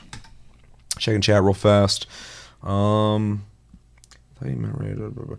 that's video already. We need movie license games again. Those always end up great. There are some good ones. They're not all bad, but there's some bad ones too, for sure. Oddly enough, because What's His Nuts has been, Skim Beeble has been a meme heavily lately. Vin Diesel. But the Riddick game was fucking dope. Oh, yeah, I'll give you that one. It was good. It was a good fucking game. Spider-Man 2 is the kind of one of those Spider-Man 2 is games, legendary. yeah. There's actually a bunch of them. If you, when you look it up, there's actually quite a bit. But there was like an era where like there was so many of them that like most of them were just like the same reason they make fucking video game movies. Let's make a buck off idiots, essentially. That's their mentality. And so they'd make games to tie in with movies to just kind of like, they're watching the movie anyway. Let's get them fucking excited. Cross promotion, or let's make a movie with the fucking guy in the blue ninja outfit. Just make sure he's wearing that. People will go see it. The Fast and Furious game looks like shit. Are you talking about the one that already came out? Or is there a new one? You don't even have to put the word game in there, and I agree with you. Dude, that's why I've been loving the family memes so much, is because I'm not a fan of Fast and Furious. I think Vin Diesel is kind of a fucking douchebag, and so that he's being like delegitimized and just ridiculous in all these memes, I think is fucking hilarious. I also love that it upsets people, but that's just me. Wanted, lol, dude, no. The Wanted game was fucking... The Curving Bullets was kind of cool, but the game was trash. I forgot they even made a game off of that. Everyone did. All Fast and Furious games are shit. Again, you could just remove games. I love these. I and love just these. put franchise. I love these sentences. The Fast and Furious game looks like shit. All Fast and Furious games are shit. Yeah, no argument. I haven't played them, but I'll take your fucking word for it. The last game they came out with was absolute garbage. Yeah, I thought that came out kind of recent. And there was like all these videos of people playing it as a joke. Because it's so fucking bad. It's insane. Remember the Universal Studios? Did you ever... I was with you, right? What? When we went to Universal Studios and they had the During fucking... the tour. Yeah, that shit was so dorky. Until they speak, it's fun.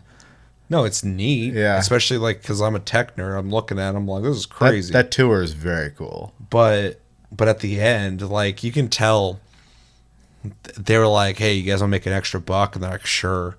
They're not even acting. They're just like standing there and they're like, hey, you're pretty good, kid. So you can tell on their faces that they're literally just there.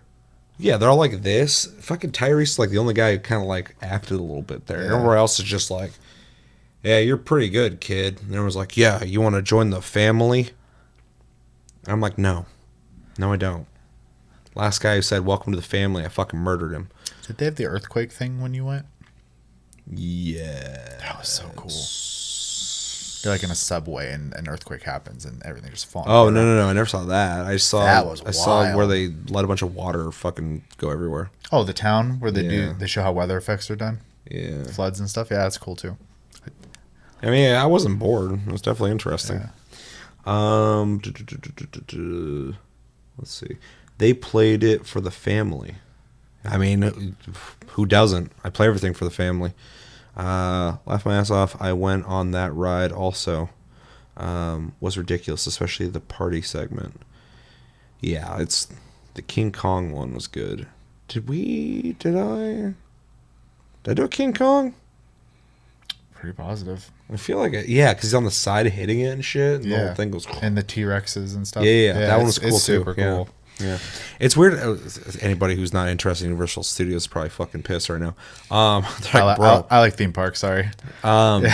It's neat, but the thing that's interesting about Universal Studios is like how much virtual rides they have. Like, they're definitely more on like the techie side. It kind of blew my mind. I was like, you can have rides in a static area? That's crazy. Like fucking Disneyland, somehow they buy land that doesn't exist, and that place just keeps growing. And I'm like, where are you buying the land? There's so much shit around Disneyland. The first Star Wars ride's a digital ride. Sure, but they bought the Disneyland land. Yeah. I don't know where it came from. They made it. So yeah, they made it with the power of Disney. If anyone could do it, Power they can of do money. it. But they got like physical things that take up room and shit. They would go to Universal, and it's mostly just cement you're walking around on, and bars. and the Jurassic Park ride. But then you walk into these box rooms, and they sit you in a seat, and you stare at a screen, and you get this whole experience. And I'm like, I don't know if I want this to be the future of rides, but it's kind of crazy. You can have a whole ass ride in just a room. I mean, it's kind of insane. Anyway, I promise we're gonna get back to video games. Let's see. The King Kong was good. I despise theme parks. You despise theme parks? It's a pretty strong word. Harry Potter broke down on me during the ride. Dude, it breaks down. Yeah. It broke constantly. Fucking 70% of that ride was us sitting still. Yeah. It's too mechanical. I think they it have was too many people going through it. I think a big problem with that ride though is like big people. I mean, I'm not like a little guy, but like some big people can't ride it. Well, it's like when you're at Disney and But they try. The Haunted Mansion.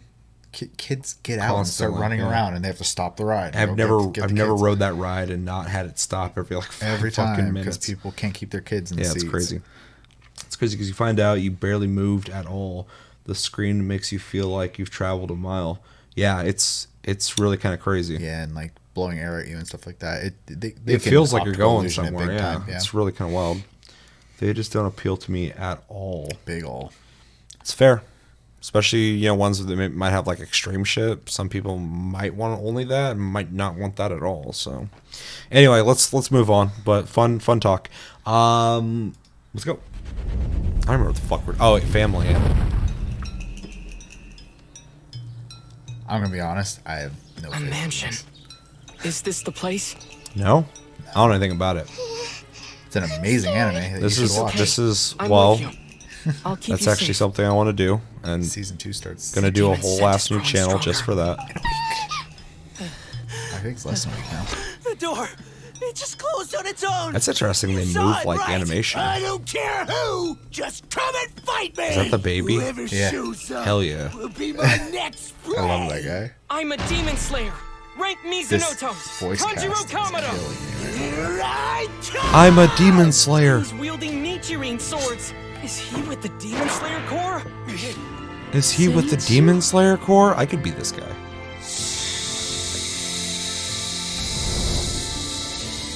He's not just You know pretending. what the worst part He's about this really is? out cold. The anime is so well Thunder animated. breathing. Burst forth. The game's not gonna Thunderclap and translate. flash. It's gonna feel so good. I think it's cool. It's actually trying to mimic animation though. I've never seen a game do that. And it's taking scenes from the show. which is Not cool. giving Also, up. this room is Not bigger and ever. more vacant than a Universal Studios ride. Stay sharp. Give it everything you've got. Sadly. You can do it. Fucking I'll get my hands on that rare blood and reclaim my rightful place among the 12 Kizuki. Yes, I've got him now. no cringe English voice acting. Terrible voice acting. Yeah, it's It's pretty bad, but it's not as bad as it used to be. No, I mean, no, that's for me. That is like a 5 out of 10 for me. I could listen to it, but I Yeah. would definitely choose not to if I could. There's been some horrible. What'd you think of that?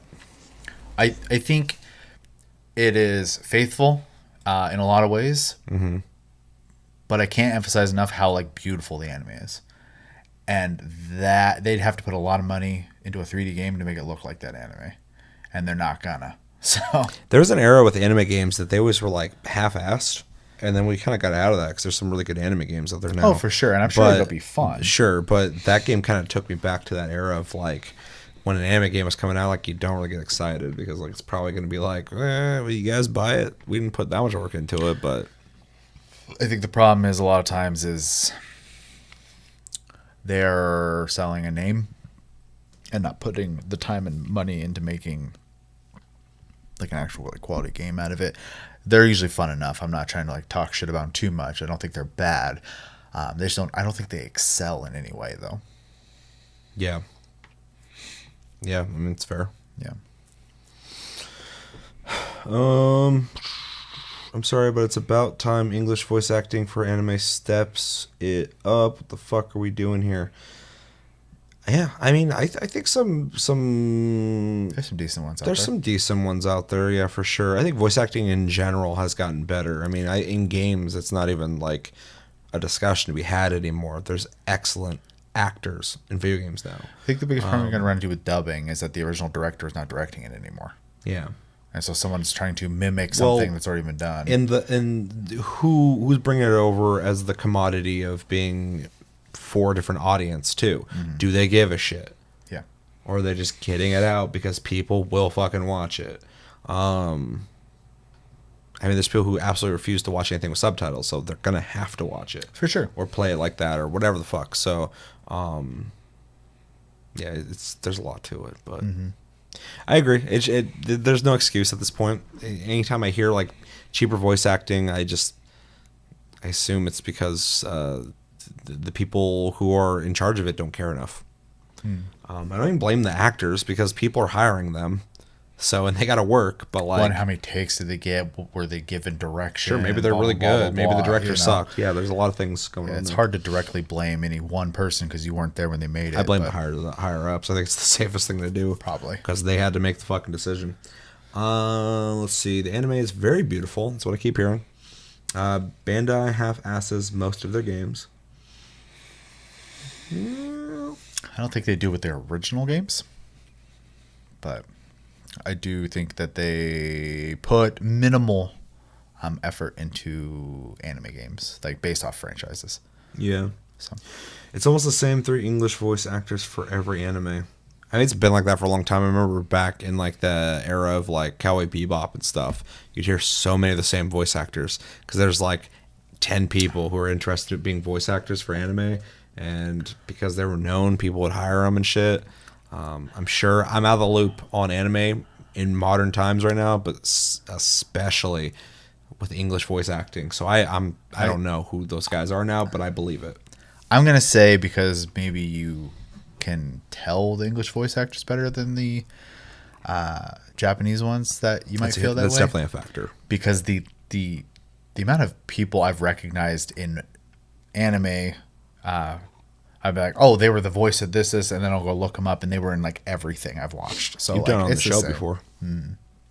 So it's just a familiarity thing. I don't know Japanese, so it's a little harder. It's gonna be hard to pick up, yeah, because you're not understanding what they're saying. But you know, a voice is a voice, and if you've heard it enough, you're gonna pick up on it. Yeah. And I do plan on watching this soon, and if I do start watching it, I will be reviewing it by episode on a different channel. There will be Tasty Flicks. So when that becomes a thing, which I'm working towards it right now, I'll let you guys know. I heard English dub companies will rarely hire new voice actors. I believe that. That's like Hollywood, though. Yeah.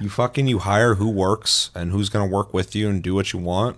And in any job, any market, you become friendly with people, you're going to favor them. So how many movies has The Rock been in lately?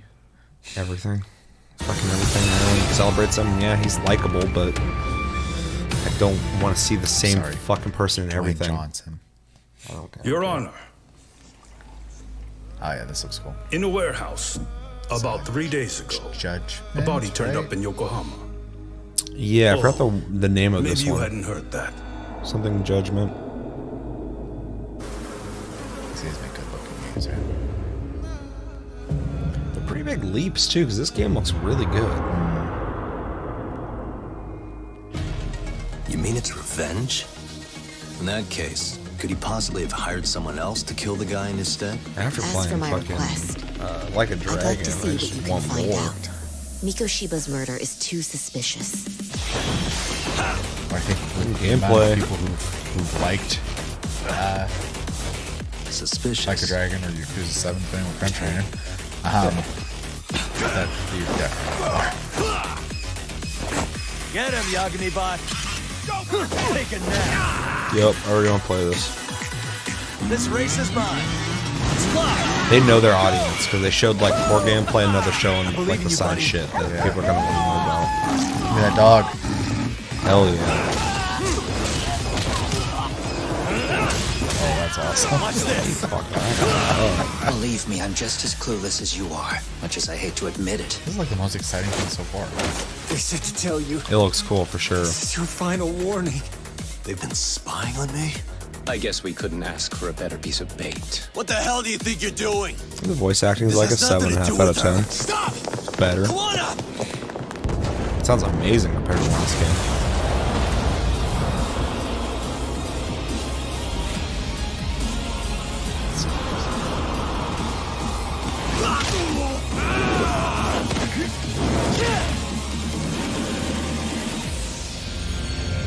Lost Judgment.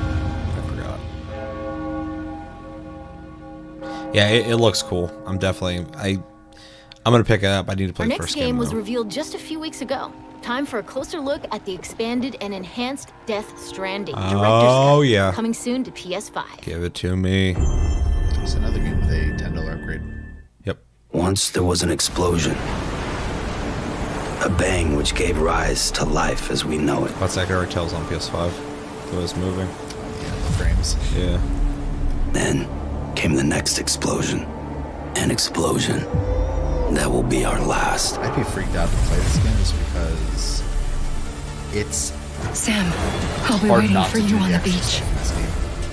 Yeah, I had to like force myself to stop. Building America I isn't was going to get spending rid of the BTs. so much time building infrastructure. But at least we'll have hope. I'm a porter. I don't care about connecting anything. You see, I've come to understand the truth of the Death Stranding.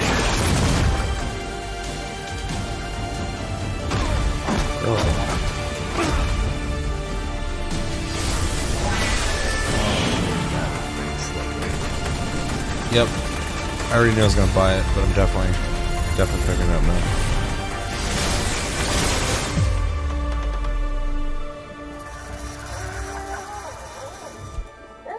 BB. Give me back my baby. What? Oh, I'm so excited. I'm so excited. I wanted a reason. You can fucking ride him, dude. Dude, what the fuck? So they're just adding things to do in the open world? Yeah. Fuck. There's racing? Oh no. Yep. I gotta buy it. I gotta upgrade. I'll be waiting for you on the beach. Oh, I'm so excited. Holy shit.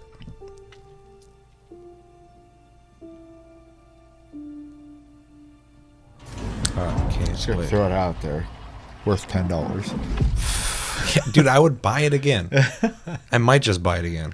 Deathloop hits PS5 on September 14th. Let's check out an extended gameplay demo of Bethesda and Arcane's Violent Vision. Did look like a Yakuza game for sure. Super goofy, definitely goofy. That's the thing that's awesome though, is they mix the goofy with the serious like seamlessly, like perfectly. Looks great. This adversity is out to kill me. It's fun. I've been cutting short your meaningless rampages for some time. It's totally See, like, the aesthetic of the game doesn't do anything for me. It's one of the biggest things about the game that I'm just like, whatever. But, like, the gunplay looks sick. The guns look like they have, like, some kick to them. And the ragdoll looks, like, gratifying. It's AAA stuff. Yeah, it looks great. It's just aesthetically, like, the theme, I don't give a fuck about. It doesn't do shit for me. Same day. Which means I already know what's going to happen. Am I supposed to do this every day for the rest of my life? Kojima is working with Microsoft now. I keep hearing rumors. You're going to keep hearing rumors. He had a conversation with Microsoft. People are going crazy with it. There's no info yet, though. And there's like people who think they have to like stop him from working exclusively with Microsoft. And I'm just like, I don't give a fuck. Whatever Kojima makes, I'm going to play it. I'll play on PC, I'm going to play on Xbox, I'll play on fucking PlayStation. It's not tied to a developer. Also, one of your targets, exactly. Juliana, is in the business of hunting you down. Though a bunch of people out there want Sony Fail to kill the target or die, buy Kojima Productions, which and the day I starts think would be over. a good purchase, but every loop is an yeah, I don't know why opportunity. people have this idea With that, every that cycle, he's you will learn more about the tied visionaries in and the with secrets Sony. of the island by exploring and I observing. know he has good relations You with will them, discover but their Kojima has habits good and relations with secrets. everybody. Using that knowledge, everybody loves Kojima. progress through the story. Yeah. Let's jump into a mission several hours And into dude, the game. fuck it, like called Microsoft Take should on get the something visionary Alexis awesome. the Like, I'm not Wolf saying Dwarf. it should just be At this for point, you have Microsoft or already for learned from the Xbox. previous loop I that can barely even Alexis say it should plans just to for give a Xbox. What is speech at Xbox his nowadays? But well-guarded masquerade party. Let's use that well, like intel why to shouldn't identify Microsoft have like Alexis and banners to take him fucking down. brag about? I was just thinking. The only thing I wouldn't like is if Oh, you Microsoft don't want bought that. You're looking Kojima for Productions. purpose. I'm looking for the Because I'm not into the idea of everybody just buying all the There are companies. rules, Colt, and sometimes people bend the rules, and sometimes they break I don't them. want a day where it's like Microsoft and Sony's companies against each They other. own everything. Yeah, that would blow. Yeah, that'd be Because, but that'd be great for indie developers. Because the last time we got a lack of shit coming out after 2008, the indie scene blew the fuck up, and we're all better for it. Thought about it, and I think So during those droughts, you will get content from people. So what Just not the happens AAA when shit break that the you loop? want. Seriously, I want your theories. everything goes back to normal. Obviously. Normal. You have absolutely no fucking idea what will happen. True. But I know one way to find out. See, like, even what they're saying, the visuals, nothing, dude. It's limp dick shit for me. Like, the shooting looks fun. Dying isn't the end. Reprise is one of the powers you can unlock. It allows you to die and rewind twice perfect. before the loop restarts. You have also seen Carnage That's a that tie. allows That you to yank doesn't enemies do much for around me either, and though. shift Like, the I'm short-range okay with just teleports. dying. Most games just respawn you anyway. It's Call of Duty. It's just going like PS5 can load quickly, so we've shortened respawn times to just rewinding.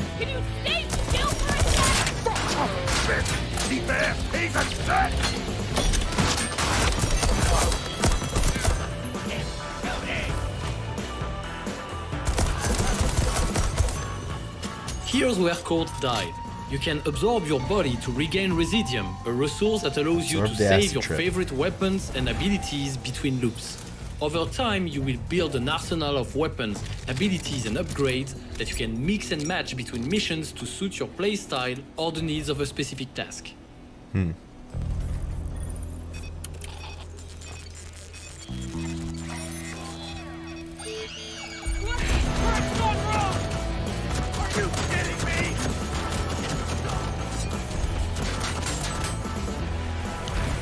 Really, my interest in this game is the playground of shooting things. We and creative use the ways to kill haptic things. feedback and That's the it. Other adaptive than that, trigger of the PS5's DualSense controller to bring an extra layer of immersion to your experience. There's Every realistically, movement there's feels nothing different, here for and me. weapons express their personality in the palm of your hands.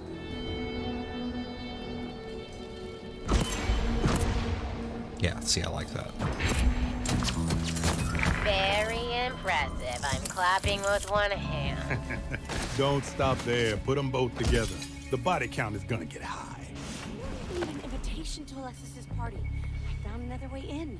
Through the window? No, on the cliff? no, I'm not climbing on any cliff or window. Just shut up! Keep your eyes. Don't like the way the There's game always looks, though. multiple ways to Not approach a graphically. target. Graphics are and great. we just Looks learned of AAA, one, but a back style. entrance to the Yeah. mansion.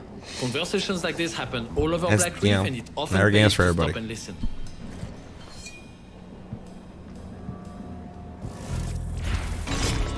because I actually don't have anything bad to say about it. I just definitely I can already tell I just would not play this game. I thought that for a while too, and then I see the combat. I'm like, it looks fun though. But yeah, that's it.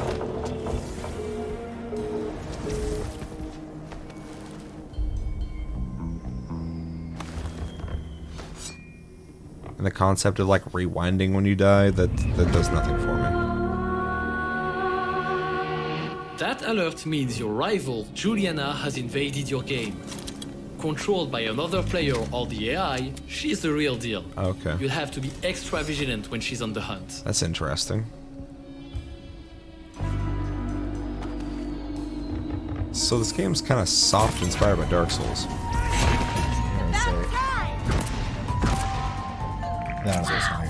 I didn't know you liked to party. Ain't my style. Can you use his abilities against another person? What is your style, exactly?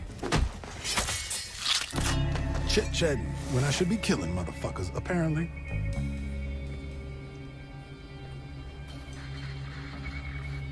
I wonder how you initiate that.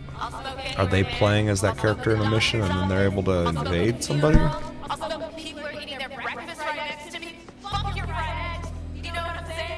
The wolves play a sick game. Whoever fails to impress the others with their evil deeds goes into the grinder and onto the dinner menu.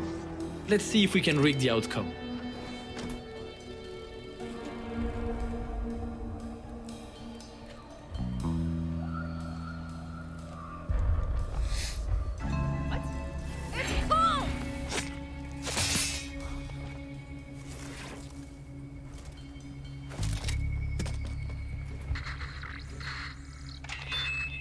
What's up, sluts? I cornered the manufacturing. It could be Alexis, but it could There's also an be another interesting mass balance speaker. of So let's hear him out and not take the shot. just crazy teleport around shooting stuff, but also stealth.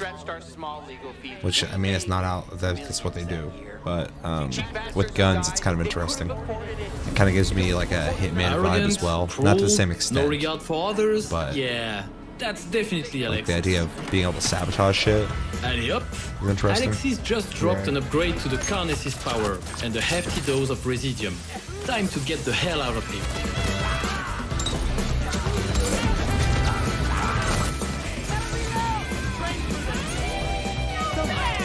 What are you doing up there?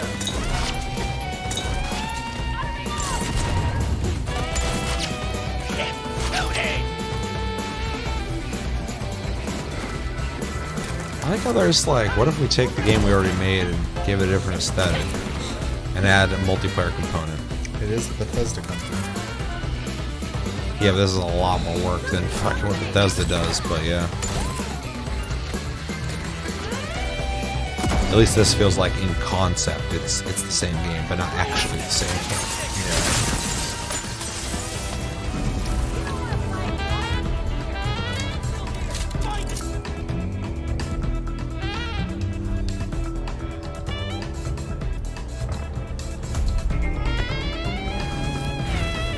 Why wasn't I invited?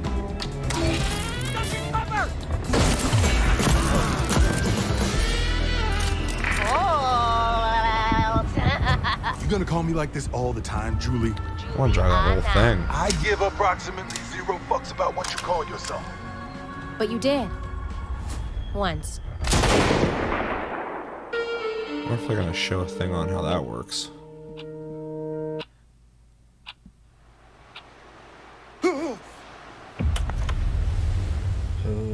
I mean, you just rewind when you die That's anyway. a wrap but for today. It's kind of We'll an be back interesting with thing. more breaking news and updates before you know it. See you soon. That was abrupt. All right, what do we think? I think I'm buying a upgrade for Death Stranding. Definitely. Damn it. Yeah, so Moss 2, I'm glad to see that it's getting another game. I was interested in the first one. I heard good things about the first one. Obviously, those turned into them making another one, which is great. So hopefully that is a continued trend. Because not only, is it obviously good to have, just more games out there, but full-fledged VR games. Yeah.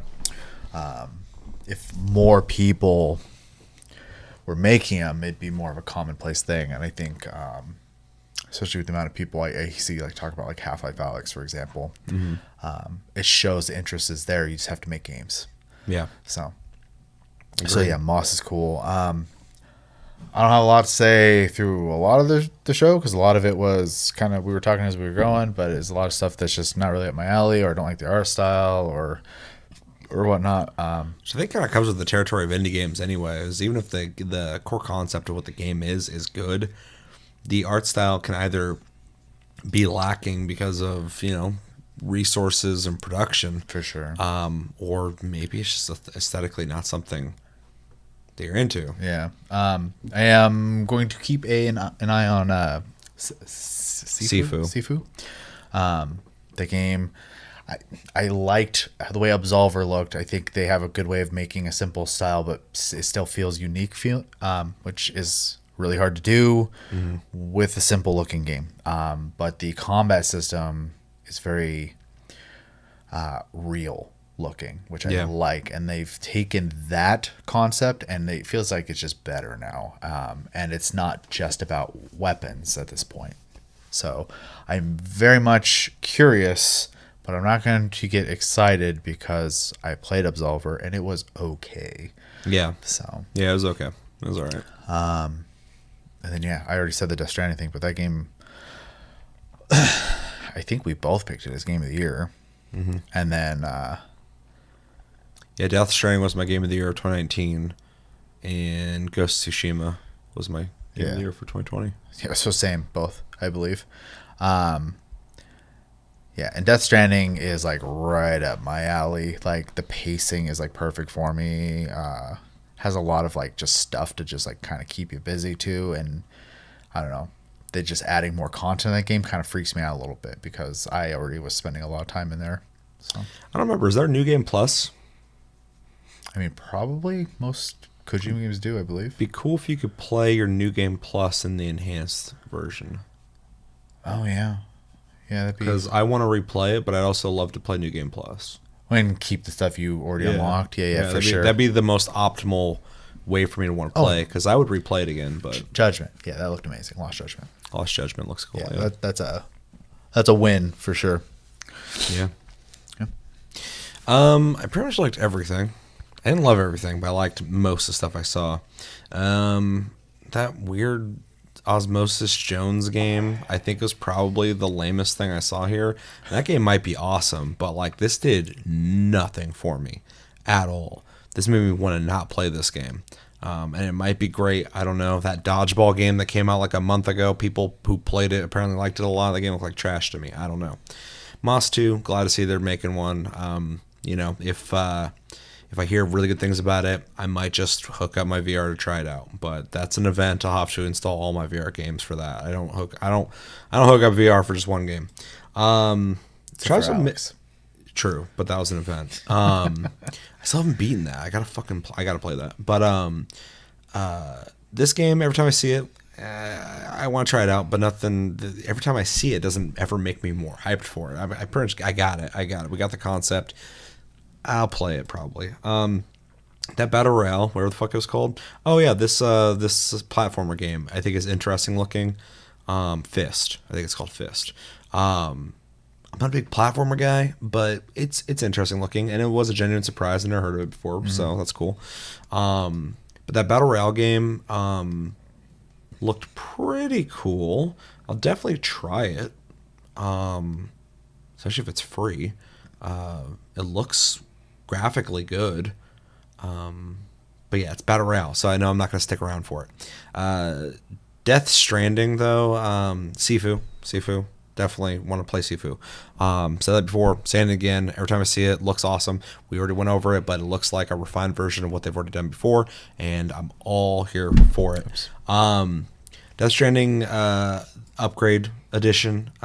This game fucking kind of killed my buzz for it. I'm still curious about it though. Anyway, keep trying to talk about Death Stranding, but I keep looking at all these things.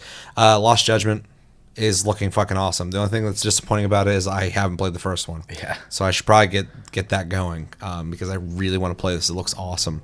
Death Stranding, though, definitely picking up 100%. I love Death Stranding already. Game of the year for the year it came out. This is an upgrade visually. It looks like it's running very smooth. The game is good enough and the story's good enough to play over already. I would do it anyways, but that they're adding all sorts of fucking shit. A more advanced like melee combat system, new weapons, racing, which is kind of crazy. The game wasn't lacking stuff to do, but it was lacking maybe a variety of things to do. And it seems like there's plenty of shit to do, but like a lot of the missions were just like, hey, go deliver the package, do it in a certain amount of time, blah blah blah, all this shit. But to add like stuff like racing, all sorts of stuff, it's very cool. Also, adding new ways to deliver, that's something that is definitely welcome because you deliver shit in this game.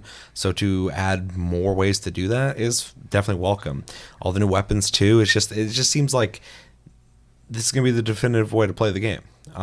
It's more content, more expansive, new story missions, which is kind of wild. That's something that's like a must play for me because now I feel like I haven't played the story. If there's story missions I haven't played, I don't feel like I've played the story fully. So even though I beat it, this is the biggest thing probably for me in this presentation. I legit was excited watching this. The new jump ramps and shit, like all this content is making it worth playing the game over again. Not to go like, it'd be cool to play it, but like I want to do it with all the new stuff. So very excited about it. Definitely upgrade for $10. That's crazy. And then Deathloop. My opinion hasn't changed. I think the game looks like it's gonna be fun to play. I'm probably gonna pick it up. I don't know if I'm gonna love it, but the aesthetic, all that stuff, the story, the rewind when you die thing that's been done before. Not that I'm trying to be one of those guys, but it's not that interesting of a mechanic. Doesn't really do much for me. So definitely just curious about the gameplay aspect, the creativity, and how you kill people, and possibly the versus thing that happens. I think that's kind of interesting, but I'd like to see how that works. I have some theories, but they should do a video on that. All in all, though, I think it's a pretty decent state of play. I like that there's a variety. State of plays are always good if it's just like one game that we're going to deep dive on, but I prefer the ones that have the variety. I like the surprises. I like not knowing what I'm getting into. I like seeing more on games that I'm already excited for and seeing little indie games here and there. A lot of people don't appreciate indie games. Some people only appreciate indie games. And I am somebody who's always curious about what smaller devs are making. So I'm glad State of Play does shine a light on that, and they did it here. If I was going to grade this State of Play, I'd probably give it a B-. No, I give it a C+. Sounds a little harsh, but there's no big wow factors to the State of Play outside of Death Stranding, which is a game I've already played and beaten. But it's very exciting to see all the new content. I'm really excited for it. Other than that, solid stuff, cool stuff, but no real big bangers. And Deathloop, for me personally, isn't a big banger. And it was definitely their showcase, their main thing they wanted to show off. And which, hasn't really changed my hype on it. So just looks kind of fun. What would you grade it? I mean, even though most of it's not for me, they showed a lot of stuff off. So I'd actually probably say I'd give it a B. A B? Yeah. Yeah, I'm stuck on C+, B-. Just because, I mean, B's fair, definitely. I do like the variety. It's just everything was just kind of like, it's cool. The things I'm most excited for is like SIFU, Lost Judgment, and Death Stranding. Yeah, I mean, my whole thing with it is they showed a lot of stuff off, regardless of my interest in it, and the pacing was okay. There's, I honestly think Deathloop kind of went a little long. It did go a little long. I don't think they. I think the problem is, they're trying to show off a whole scenario, and I get it. It's really good to show gameplay, and I'll never complain when people want to do that. Once, Yeah. But I think they got their point across with the way the game plays quicker than I think they thought they were going to do that. So, or at least they think this gameplay is so crazy that they got to show you a lot of it. It's like, no, we get it. Yeah, I think they could have cut it up a little bit and made it a little shorter, but that's nitpicky. So I think they're trying to show off the teleportation is traversal, but if you played any arcade game, they all have that. So it's like, it's not something worth sitting here watching that happen over and over and over again. Yeah, and I'm not complaining so much as just like if I were to improve it, I think that would be the step I would take in that regard. Yeah, I mean, overall it was fun to watch. I'm not going to buy most of these games, but yeah, you've convinced me. I'm going to revert back to that B- just because I think C+ is a little too harsh. B-, it's a soft B-, but yeah, just because of the variety. I do like when people have variety, and there was definitely variety here. And most of the games are games I want. I'm curious about, but yeah, no real big bangers aside Death Stranding. But it's a game that's already out, so it's like, yeah, would have liked more from it, but for sure wasn't bad. I wasn't bored. Let's see. Well, Death Stranding combat was fuck stick primitive. Cool that they are updating it, especially instead of Kojima going, Death Stranding not made for dumb, Merkin, poo-poo gamers. True, even though that was that quote, it was so funny. I remember reading it, and I'm like, yeah, it makes sense.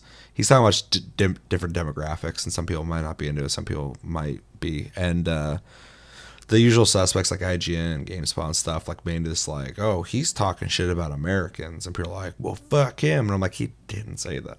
He literally didn't say that. It's not Call of Duty. I mean, that's yeah, but even that's like such a generalization. It's like people play Call of Duty all around the world, so it's like I'm not a big. I don't like generalizations typically. I think they're intellectually bankrupt and smooth brained, but and lack nuance, but. The major push of that was by all the usual suspects. It wasn't even him. So he was just saying that people in different countries culturally might enjoy the game differently to different varying degrees. But yeah, I am glad that they're upgrading the combat though, because even though I liked it, it was a bit simplistic when it came to just running up and like lasting people, throw them on the ground and shit. I liked it, but adding more to it, definitely a good thing. So, all right, well, we'll give you guys a couple minutes if you have anything you want to say about the state of play. Then we're going to move on to the last two videos that are pretty brief. So we are nearing the end of this stream. So if you have anything to say about the state of play, anything that stood out to you, let us know in the comments. I don't remember if I read them or not, so I'll read them again. But Jeremy said, SIFU, the only game I want to play here. Also continues saying Judgment 2, I guess. So SIFU and Judgment seem to be popular among everybody who watched. Because, I mean, I agree. Those two were like the bigger bangers of most of the games they showed off. A lot of the indie games are all curiosities of mine, I guess, but like nothing I'm super excited about. I'm kind of on the fence about that ship game, because I remember when they first showed it showed the ship flying. It has like great soundtrack. It's like, and I'm a sucker for that cinematography and like a good like score, soundtrack, whatever. I love it. But then I saw the gameplay and I'm like, so you just kind of float around, moving forward, and then you highlight things, and it's fucking No Man's Sky, but less interesting. Like, is that what we're doing here? I don't get it. So I'll have to see more on it. But I definitely want to listen to more of the music. I'm not American, just found that claim was kind of Don't implement combat then. I mean, fair.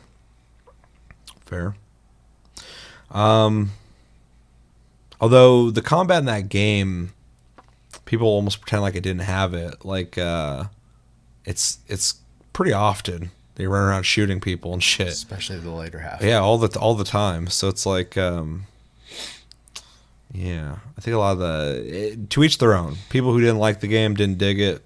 I'm not ever going to try and convince you to like a game. I definitely preferred like playing it stealth, but for sure.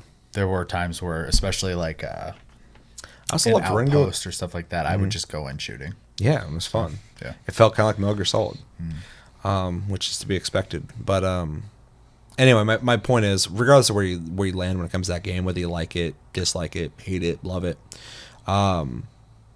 there were a large contingent of people who were complaining about the game who didn't play it or watched somebody on stream play for like five minutes. And as much as I'm not somebody who's going to say you can't have an opinion because you didn't play it, that's stupid. Of course you have an opinion.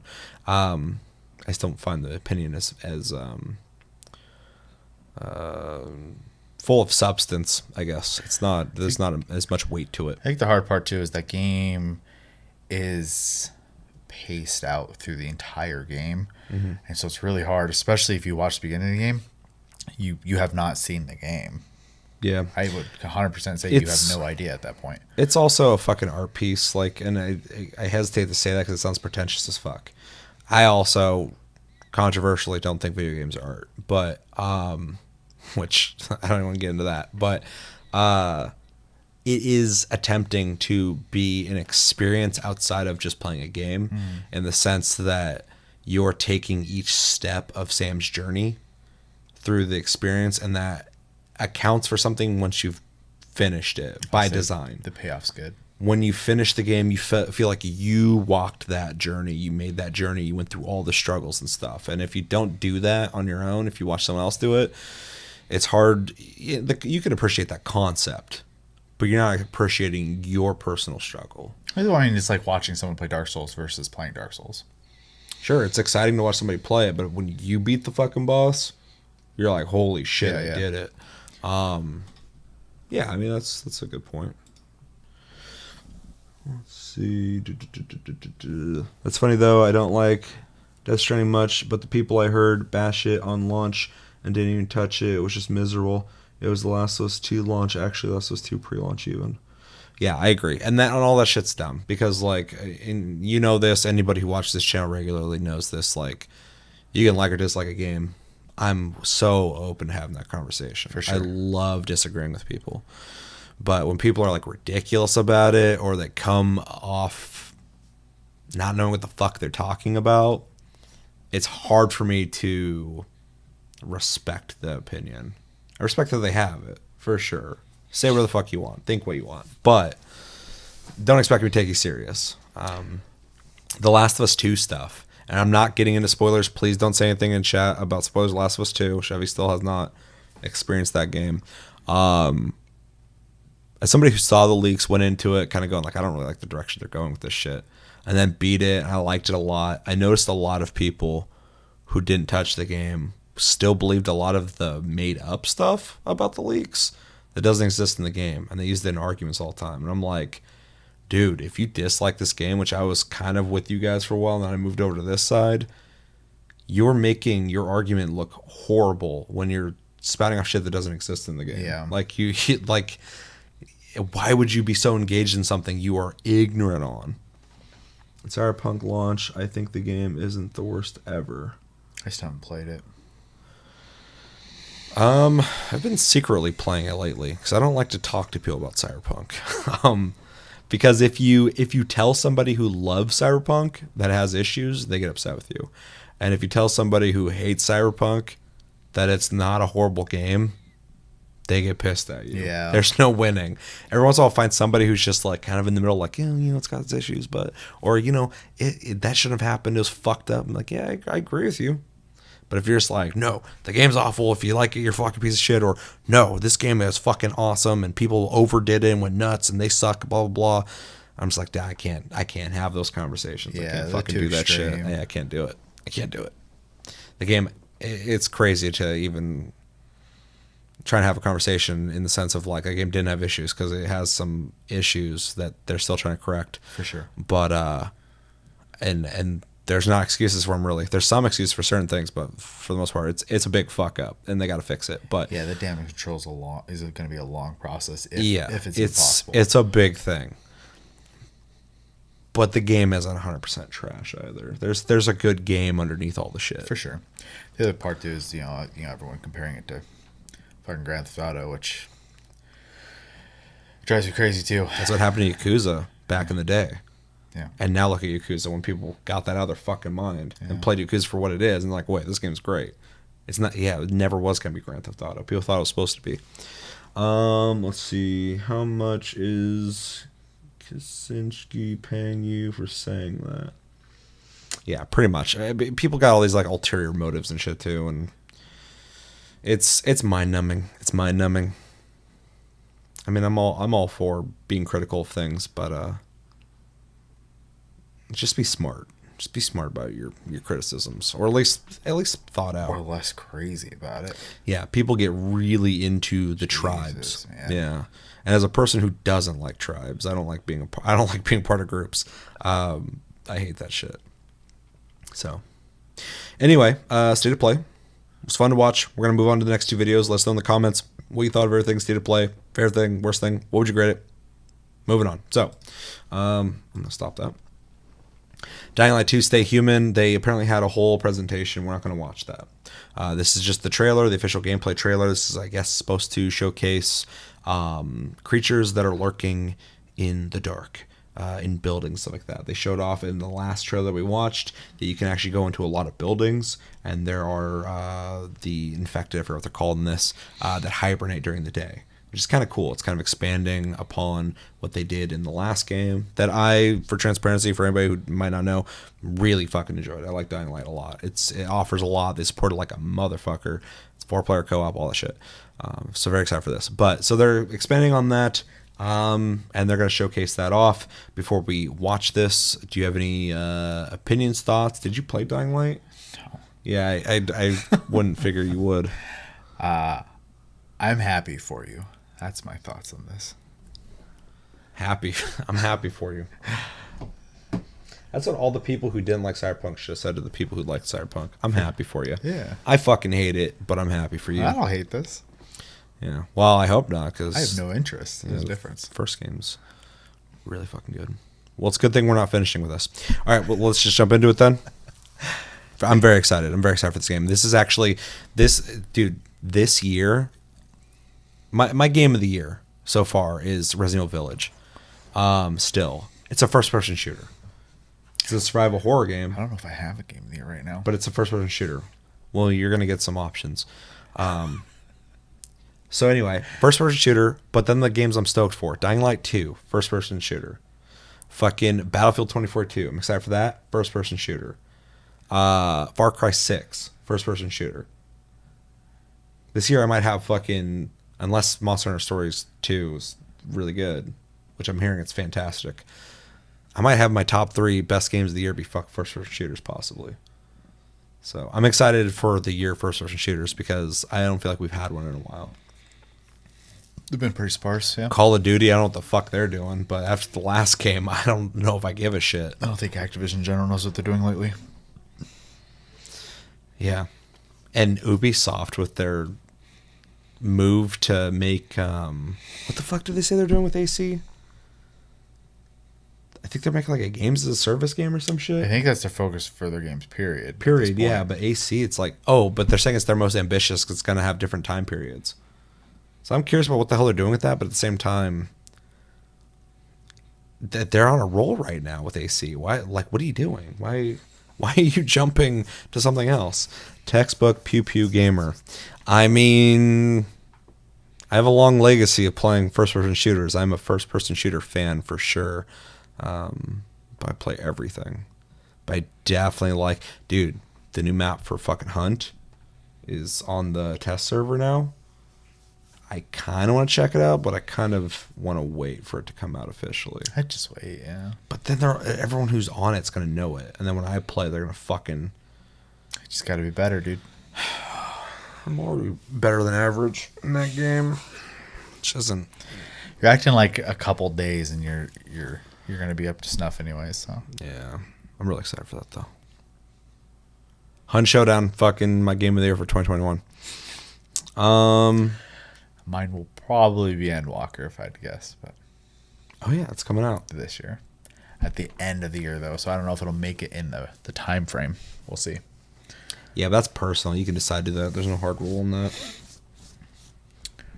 You can pick it if you want. It's that good. Anyway, Dying Light 2, let's go. So, you have an army here? The peacekeepers. Seriously riling up the bazaar folks. I'll proceed with caution. Are we going? You wanted to show me something? Sure. Follow me. Yeah, which I'm sure for the stream. Lots louder. Without it, you don't know when you turn. Yes, it is. I love the foliage they've added to the city. It's good looking. It's funny, when I played Dying Light, I went from thinking the parkour was horrible to the best parkour I've ever experienced in first person. Interesting. In one game. It's because you have to unlock the different maneuvers of parkour, and by the end, there is not a first person shooter that feels as good. I mean, Titanfall feels just as good, if not better, but it doesn't have as much variety of things you can do. Yeah, we have to walk past them. If you crouch and move slowly, they shouldn't notice you.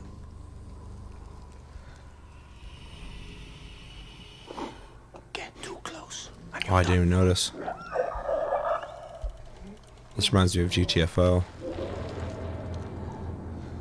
Ooh, I hate this. Love it.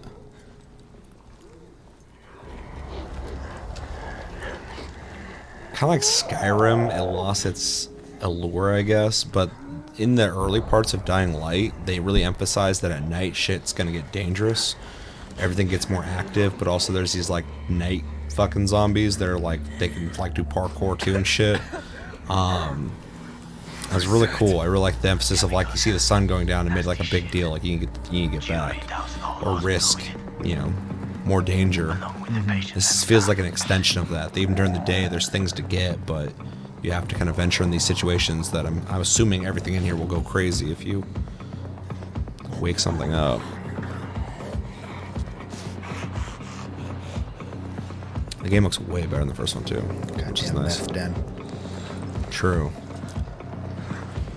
Wanted to stop the infection at all costs. Damn, there's big boys in there. Worked out great for that.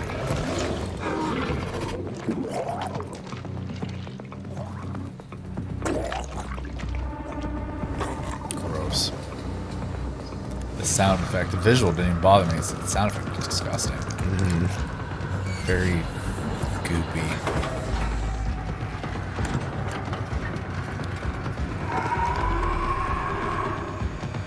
We got company here.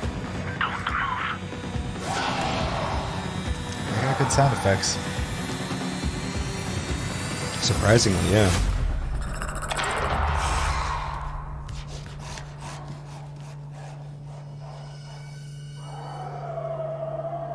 It looks good. Look at that lighting. I would not want to play this with headphones on.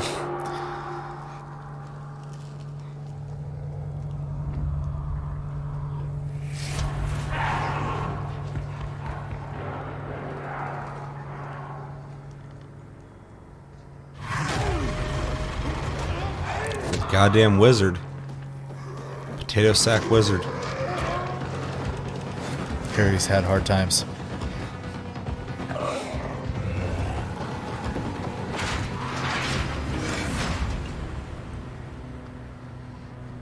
Yeah, that's great. Sorry about this. What? Sorry about what? About that. On behalf of all its whores, bandits, and idiots, I christen you a citizen of Villador. Fuck. You're about to turn. Get into the night fast.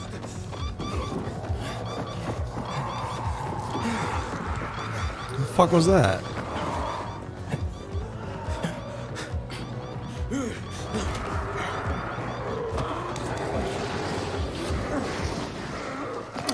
That was a slick transition. Good job, editor.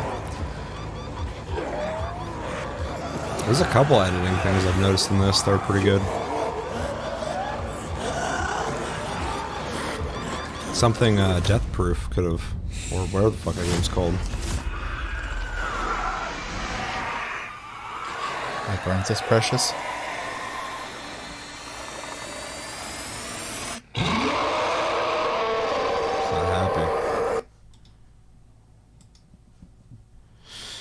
All right, thoughts as somebody who's not gonna play it? I stressed me out the whole time, and it's a showcase, so I know like no one was actually playing it. It was all under control, but so I mean that's a good thing. I think a lot of that does come down to.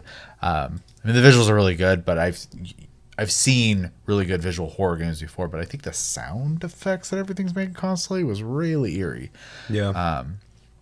So I could definitely see that just being another element of like the stress of being in there with those guys. It's a good looking game. The parkour's super fluid.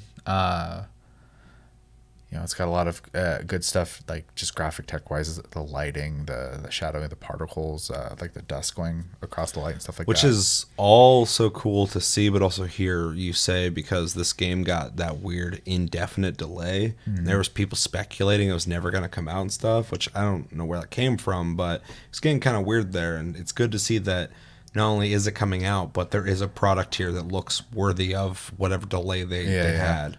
For sure. It looks like a very polished game. Looks really good in every way, graphically. Yeah. The sound design's good. Well, and there's good like cinematic takes, like this whole part right here. Mhm. It's just done really well. You could tell they actually like are taking their time to make scenes. So yeah, no, I mean it's cool. I'll literally never play it, but it's probably gonna be 4-player co-op. It's gonna have loot, all sorts of shit. Nope. It's gonna be so fun. So excited. I mean, pretty much know my opinion. This game looks sick. It's one of my most anticipated games of this year. I know it's gonna be a lot of fun unless they fucked up something and they're not showing it. What I'm seeing right now just looks like more and better of what we got with the last game. Graphically, it is quite the increase. It's a lot better looking than the first game. Has all the stuff that I kind of expect from it, but this whole sneaking through a building and having the stealth around stuff is definitely welcome. It's going to add variety to the scenarios. The cinematics look good. They look better than the first game. I like also that this might come into play where, like, if you're in here for too long, you have to get out. So maybe there's like a timed element to when you go into indoors. Because he's telling you to get the fuck out, essentially. Just another element of stress. Yeah, which I'm all for. I wonder what that little guy is. It's Baby. That's Baby. Don't fuck around with Baby. But yeah, it looks awesome in every way. I legit can't wait to play this. So I'll leave it at that. I'm definitely happy with what I saw, and it looks cool. All right, Simon says, nice particle work. I agree. And looked cool. I mean, I agree as well. So, yeah, Dying Light 2 is looking really good. It's coming out this year. And I'm pretty sure it's supposed to come out this year. Yeah. And let's check at the very end. I'm pretty sure it said something. Yeah, December. The end. At the very end, year. yeah. But it's actually coming out, allegedly. I'm very excited for that. So let us know in the comments. What do you guys think about Dying Light 2, Stay Human? Are you excited or not excited? What do you think about the title, Dying Light 2, Stay Human? I don't like it. I think after seeing that part where you have the bracelet on, it makes sense. It makes sense. For sure. I think it's too much. It fits. It fits. You sold me. I've played so many Japanese. You've too. Really, the name's not that bad. Yeah, you're right. You sold me. You changed my mind. Hard thing to do. All right, let's move on to the next. I just put so many words into one thing. Let's move on to the next video, which is Ghost of Tsushima Director's Cut announcement trailer. Now, we both already know that this is the thing. Yeah. We know most of the contents coming out to this. So, have you seen the video? No. I haven't either. So we're going to watch it, see what they show off, and then more so just kind of discuss, are we excited for it? Are we upgrading? Are we going to play Ghost of Tsushima again? And is this enough content to come back? Do you have any anticipation before we watch this? I fucking love Ghost of Tsushima. The best thing those guys ever made, man. Yeah. Also, playing the PS4 version on PS5 ran better already. Yeah, so I can't even wait to see a PS5 version. Yeah, that was my thing. I was like, dude, they already improved it. Like, yeah, graphically, I mean, my brain was telling me it looked better, but I don't think they did anything to that. The frame rate was amazing. But the frame rate really, like, when I played it, I couldn't go back. Yeah, for sure. That was when I was doing a lot of Legends stuff, so I was like, I'm not playing this on PS4 again. Like, this plays too good on here. Yeah, yeah, that game is fantastic. Yeah, maybe just start out before we watch this video. Loved Ghost of Tsushima, was my game of the year.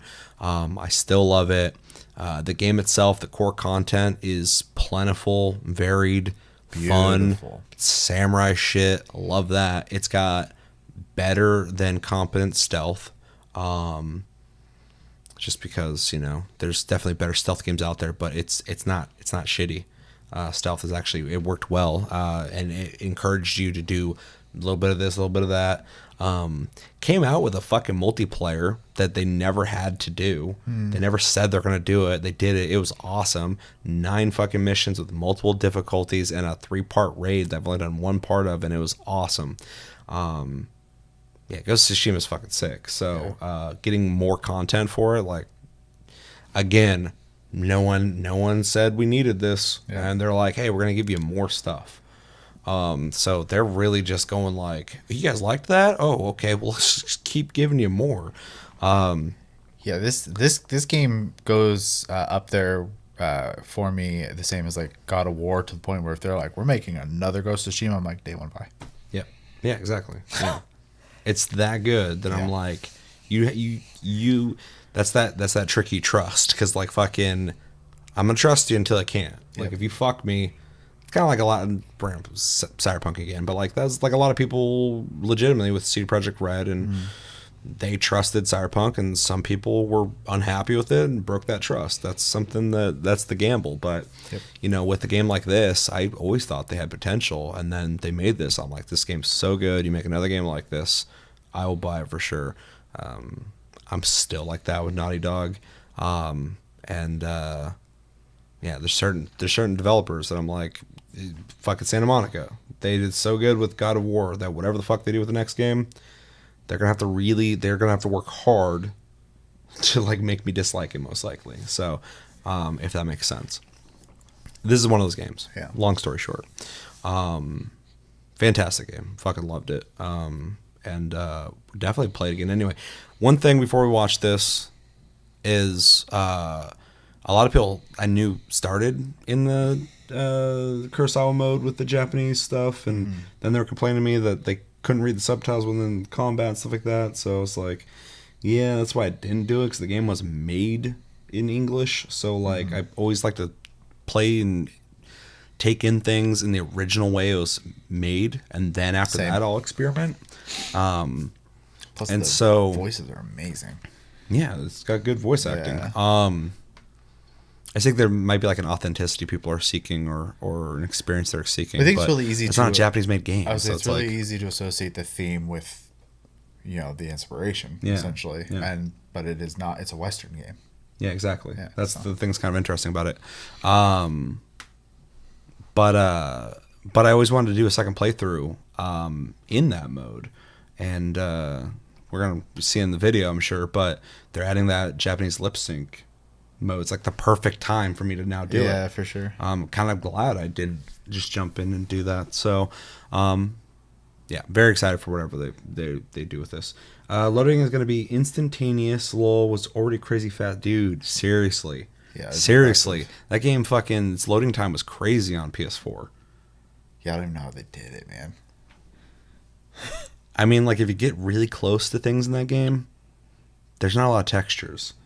Well, yeah, it's more of an art style. That's to its benefit, though, because the amount of lush, flowing objects could do that because of the lack of textures, like and nobody complained because the visuals from a distance, which is the point, the landscapes, were so good looking. And I think in that they're able to maybe load that faster. So, but they work some fucking magic on it. So yeah, PS5, it might not even, you might just die and then you're just back. You go, ugh, and then you guys standing there. In fact, I think they did add a loading. They didn't need to add a loading thing. They added it because of flow, essentially, because it seemed weird. So really, really crazy, impressive stuff.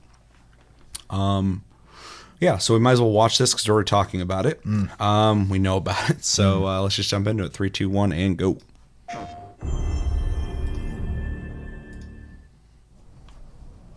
To master your blade, you must first control. That's funny. People were like, the story's not that good. I'm like, dude, I loved it. I'm a sucker for this shit, though, so it's just like, it's probably just a to each their own thing. I'll say it was, for lack of a better term, very romantic. I loved the ending.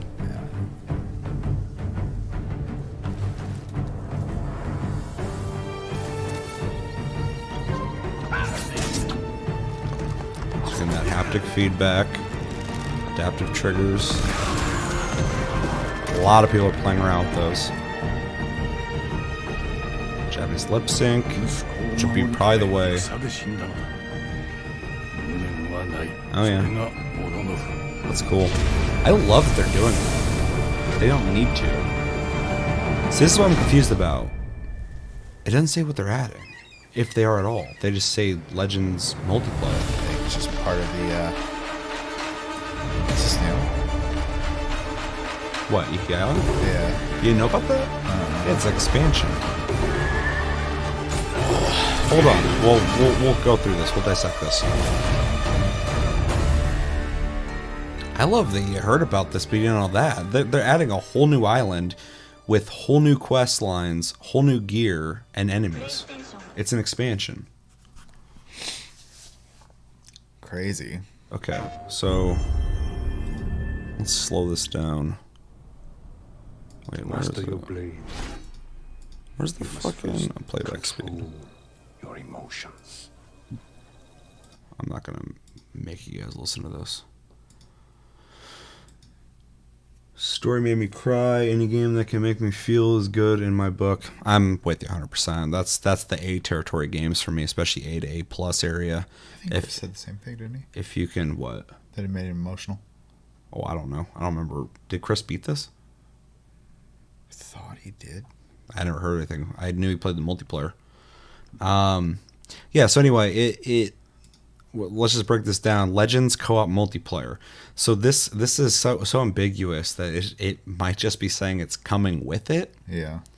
Which is fine. If they add to it though, would be fucking amazing. That's all I wanted. I'd never asked for a fucking expansion, and I don't want that. Now they're like, oh, we got that? Okay, yeah, I want that. All I wanted was like more Legends content. I would have been so happy. The game is fantastic already. But yeah, we'll see. If they add more, if they do, awesome. If they don't, I'm not owed that. So well, I've said it before too, with the way the multiplayer works, as you know, it's a bunch of missions that are basically telling a small story. The format they've set a standard for at that point, they could literally just tell small stories through it. Yeah, 100%. I would love if they expand on that, and we've talked about it before, but like 9 new missions with a new raid. Yeah. Probably won't, but yeah, agreed. But it'd be amazing. And I also heard a rumor a while ago that they were working on a multiplayer game, which would be so cool to see, just a standalone Legends game. But I also kind of like that it was attached to fucking Ghost of Tsushima, because you had set the whole package. You had this awesome fucking package of a single player and a multiplayer game. It's like unprecedented, like with like AAA games. Like people don't put that kind of effort into that. So for sure. So anyway, we don't know what this means exactly, but a lot of people are speculating that they're adding stuff. I don't know where they're getting that information because this doesn't say that. This just says it's there. But why would you mention it? Because this is an advertisement for a PS5 version of the game. Yeah, but everything else is new stuff. So that's weird. Marketing team threw it in there. That's what I'm saying. I don't get it. It's odd. Yes, they are apparently hiring for someone with MMO experience. Yeah, that's what I heard. So I hope we get a Ghost of Tsushima 2, and I hope that because they fucking just did it anyway. Hopefully they have other people just work on a multiplayer experience. That'd be sick. All right, moving forward. I have this slowed down so we can kind of catch some of that Iki Island stuff. Yeah, it's like a whole island off of the main island. Interesting. Yeah. There's monkeys. I think I saw something on Twitter about monkeys. It's expansion. Fucking sick, dude. So not only are you going to replay this game, you're going to have a new place to go with new shit. With monkeys. Those trees are amazing. Dude, yeah. It looks... It's cool because the game already is gorgeous with all these cool visuals, and then they have this new island, so they're going to have, like, new visuals, and it's like... I don't know. I'm really excited about it. Yeah. That's gorgeous. And they're all about the colors, so, like, it's got this purple thing going on. More opportunities to... Legends mode and Iki Island expansion also available on PS4. I think somebody was concerned that this might not come out on PS4, so at least it says it right there. I forgot what the fuck. Oh, more opportunities to do photo mode stuff, which is cool. Yeah, we got this field, different kinds of flowers, stuff like that. Something that you kind of expect, but looks, of course, gorgeous. Yeah, that whole game's a treat in that regard. Mm-hmm. Yeah, whole new island to explore. So it's like, if you enjoyed this game, this is going to be a must-own. I think it's interesting, two of my games of the years are getting these, like, not expansions, but these updates that are substantial. Yeah. It's like I'm in heaven just thinking about this shit. Because this is a game when I was done. Yeah, there's a new story there, too, which is really cool. Hopefully it's an extension of after the end of the game. Yeah. Kind of like a bridge to maybe when they make another game. I don't remember what the fuck I was saying before that. I'm just excited.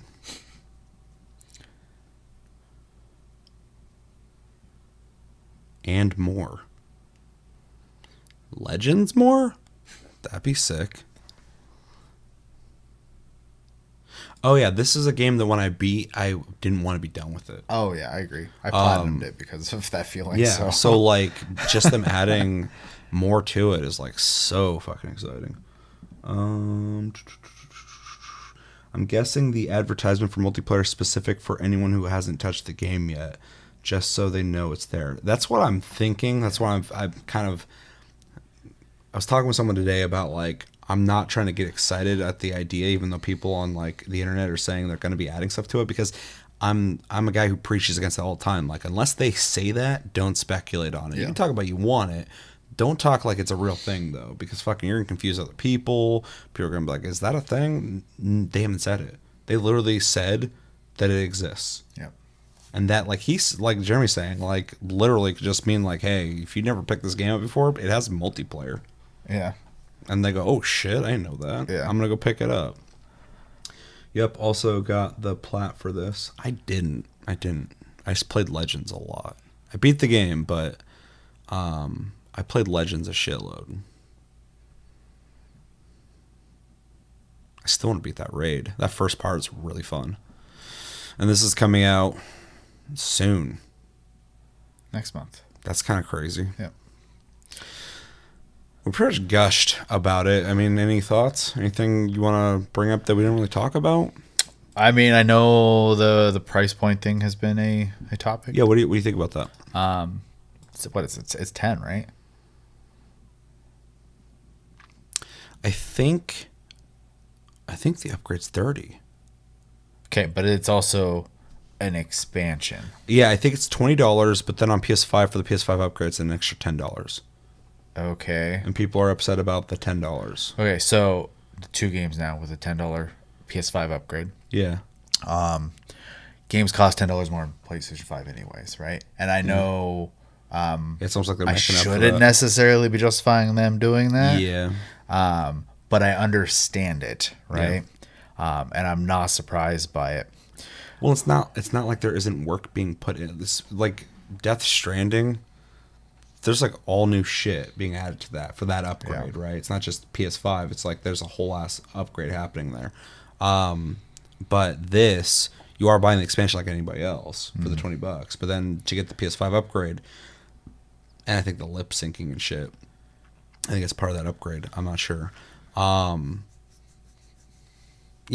was put into that. It's easy for me to justify it for me, but I get somebody who doesn't want to. maybe for whatever reason is more hesitant to want to spend that $10. Yeah. Could seem a little like, why am I spending that? Yeah, and what I'm gonna say, when it comes to this one specifically, is looking at this and then having played it on the PS4 version on PS5. Honestly, you're not gonna miss out if you don't get the PS5 version of it. It does not look that much better, if I'm being completely honest. The frame rate looks great, but the frame rate already was improved when you played it on PS5. So if you're in the camp, you have a PS5, and you don't want to spend that $10, don't. Like, the game still fully functional, plays great, looks great, and you still get all the same content. Like, so just buy the expansion for the PS4 version. It still plays on PS5. You're not being restricted in that regard. The only thing you're not getting is the dynamic 4K and haptic feedback.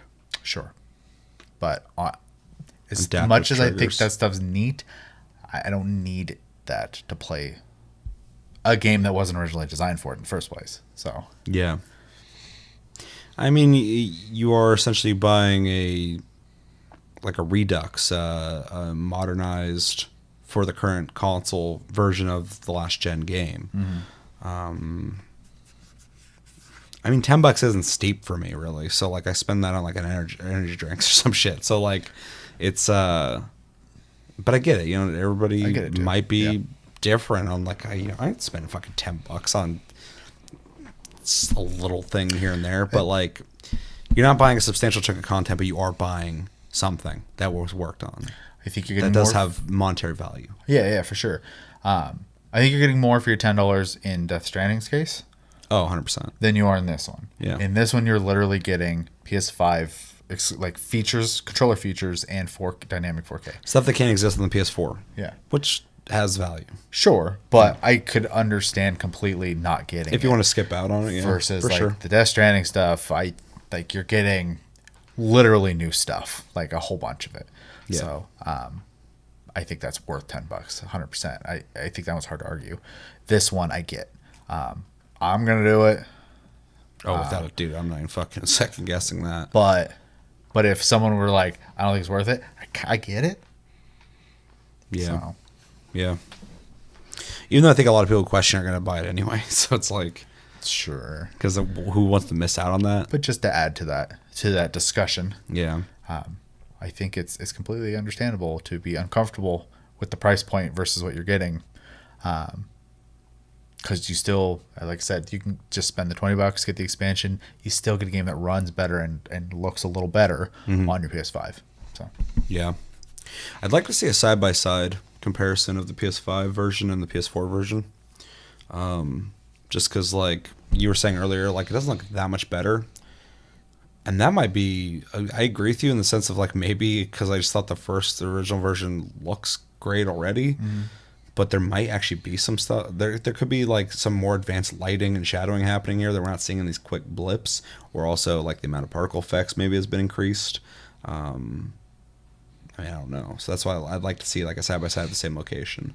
Yeah. To see what they're doing to have the PS5 upgrade outside of like you said, the 4K, whatever the fuck. Yeah, I mean, even if it is like technically better looking, I'm just saying like in the regards of like the $10 price point, I don't think it's a huge jump in graphics. So yeah, for sure. Yeah, I agree. Versus Death Stranding definitely looked like a PS5 game. Yeah, definitely. So this is PS5 features and saying the lip sync, which is really interesting because that's something I feel like has to be. That's just them adding that for like extra flavor because that's not something you need a PS5 to have. Agreed. Because the person I was talking to earlier today was saying like they were wondering if that would be on PS4 as well, and according to this, they're not saying that. Yeah, but it's ambiguous, so it's hard to know. Let's see. Also adding the DualSense features. Which, like I said, somebody has to program that, and if they do a big enough job of like what that controller can do for different surfaces, stuff like that, that's worth $10 to me. But a lot of people it's not. A lot of people are like, whatever, it vibrates. But I think it's really neat. So It's pretty cool. Fuck, I hate it when old games get new content that I want to play. Trying to remember the controls is the most annoying thing. Yeah, a game like this, though, I feel like will come back, like Bicycle, though. So, especially with the repetition of playing Legends so much, like, I feel like, even though its control scheme is different than the single player, but... Plus, the death penalty in this game is super forgiving. It's almost doesn't exist. Yeah. Like, it's just like, okay, just try again. So you can literally bash your head against the wall until you remember how to play. So. Yeah. I'm going to play like shit. You will for only a little bit.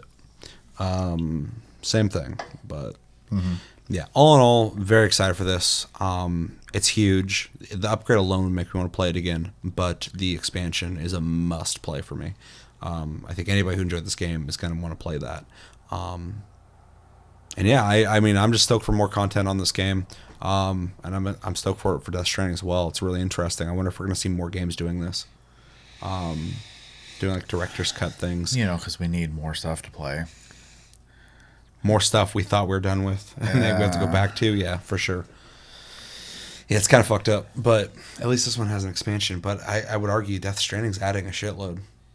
Yeah, for sure. To that game. So I said more story missions, so yeah. Yeah, it's kind of crazy, and more things to do, and more ways to do it. So it's kind of crazy. The only thing it's not doing is adding a new island. I mean, it's got content it's adding. So, and for me, absolutely worth going back and playing. So, really fucking exciting shit.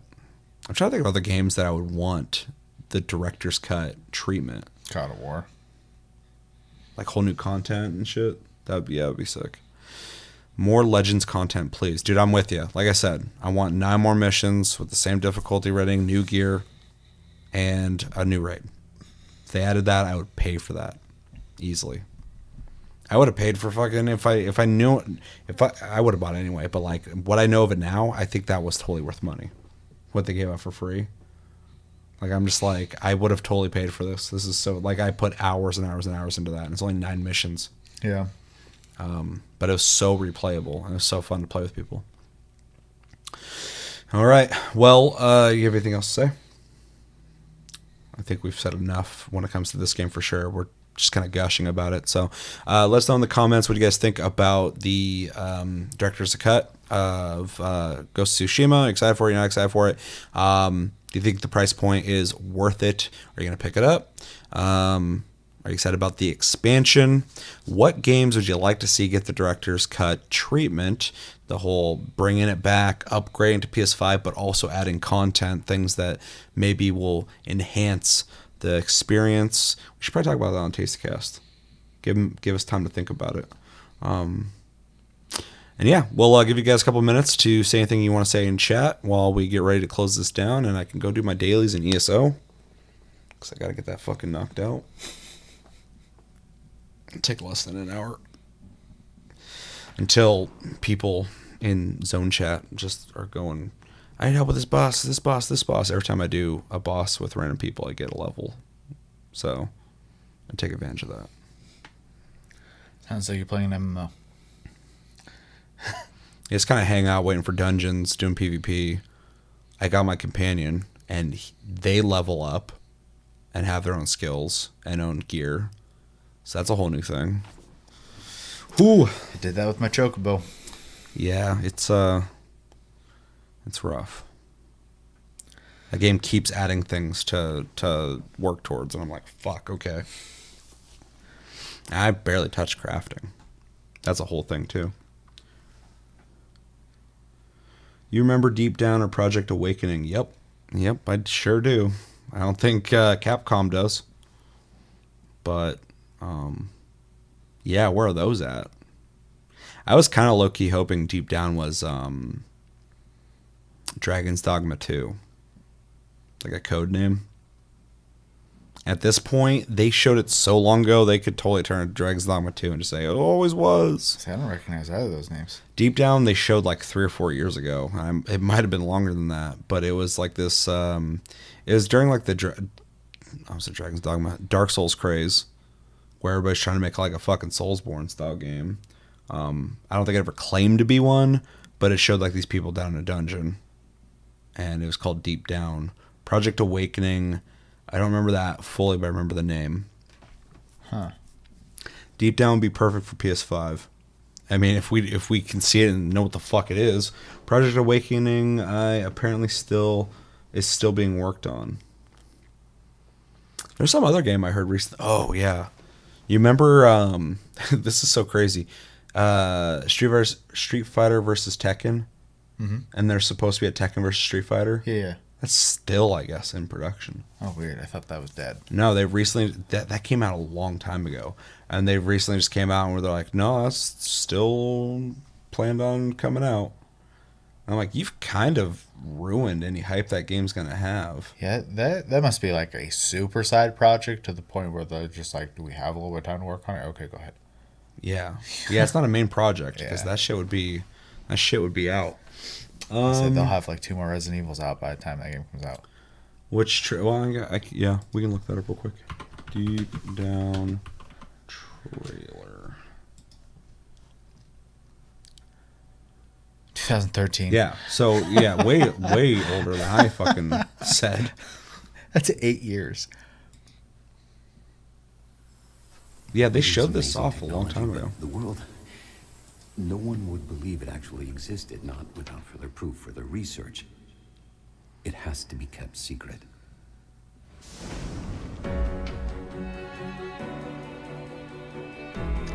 That's a very boring font they were using.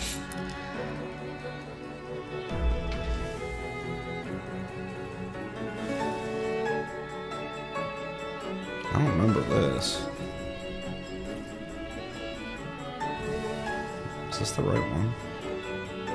Okay, there's something at the end that looks familiar.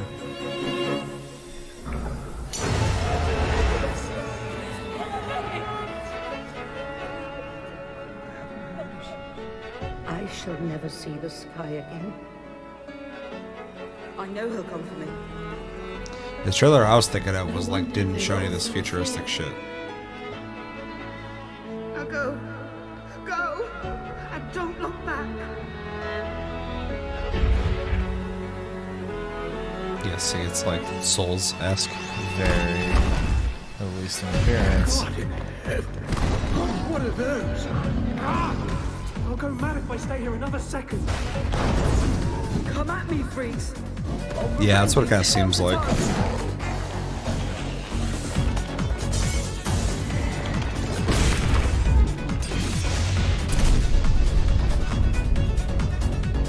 This soundtrack does not fit the scene. This soundtrack sounds like from the 90s. Ich habe da kürzlich ein Gerücht gehört, dass das Projekt nicht gerade gut läuft. I feel like I'm watching a trailer for Hackers. Dir auch nicht, oder? ¿Por qué no puedo tener una vida normal? Ojalá pudiera darle. Yeah, I would love to know what's going on with this. Because whatever we get's not this anymore. 3 years. Yeah. My golden ring. Although, I mean, a lot of this is pre-rendered, but it looks back then like where you would go like, wow, it looks really good. It doesn't look as good as like a PS5 game now, but like this is dead. Yeah, there's never confirmed though. Give the Japanese guys talk to you. Sure, yeah. Or it could be on infinite hiatus. Share your knowledge with me. Oh, dude, no, I remember the game looking amazing. I still think it looks good. It just looks, you know, old school, great looking, like, you know, futuristic. Like, oh, that's next gen. It's a very Capcom thing, anyways. Though they make good looking games. Yeah, they have done that for a long time too.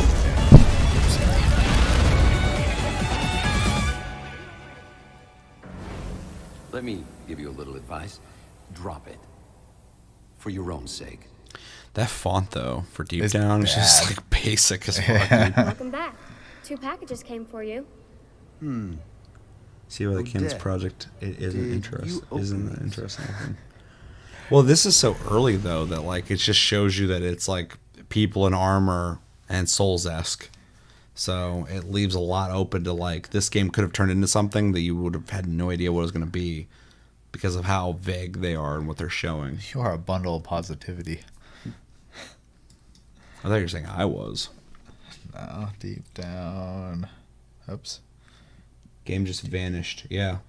Down. Because I feel like they had like a concept and they didn't know what they're doing. So I don't think they had a hard plan.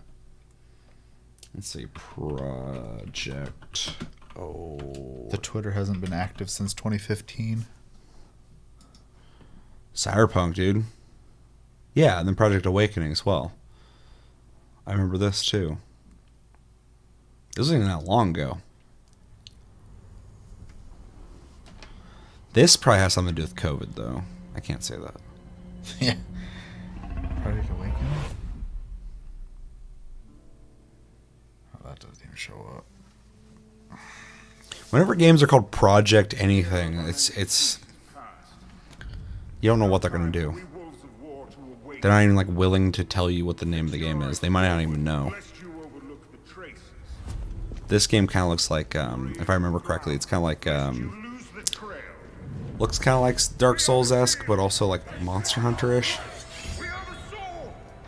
Maybe this is Deep Down. Maybe. Just doesn't have the cool hip 1995 hacker music. Yeah, this looks sick. Even though this is just a concept. This is just a guy fighting a guy in an arena. The monster's interaction with the environment is really good, though. Like, really good. But Monster Hunter. So.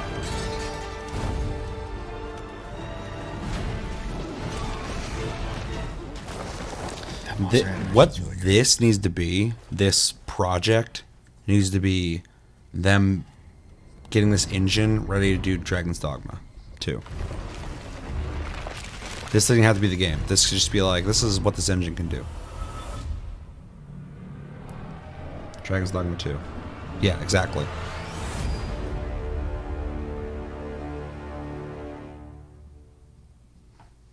Super impressed with the monster movements, man. That was really good looking.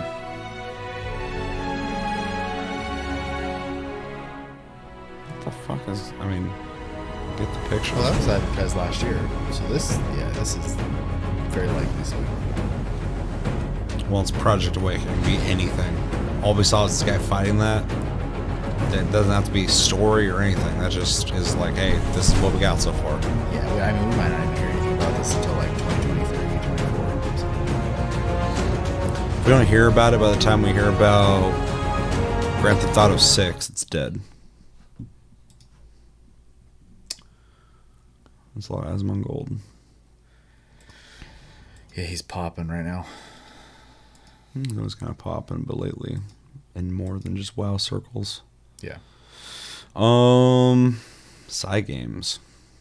Let's see. I still check back on both these games every now and then. Yeah, it would be nice. I kind of feel like Deep Down is either scrapped or has been whatever progress they made on work on the game has been converted into a different project. Something else. Yeah, that's what I would assume. Yeah, when I checked because they advertised the Twitter, I checked the Twitter, and the last time they did anything, they retweeted something in 2015. Yeah. So. Yeah, but then Cyberpunk did the same thing where they went quiet for years, and then all of a sudden they did that beep thing. Yeah, that's a long time though. Yeah. Yep. Whatever pops in my head. I'm pretty sure Side Games is a mobile game dev. This is the first console AAA. It's a great first console game as long as it doesn't feel like a mobile game, like in its monetization. I wouldn't mind. All right. Well, anything else you want to say? Mm-mm. It's cool going down memory lane, being reminded of games. We could watch fucking what's the Microsoft game? No, we're not doing that, dude. What was it called? Scalebound. Scalebound, yeah. Just real quick. I just want to see Scalebound real fast. Is it trying to slap us in the face or what? If we're doing this already, what's some games that we're not going to play that looked cool? 2015. 2015 is the year of the fucking... dead games. The lobbing off the heads of projects.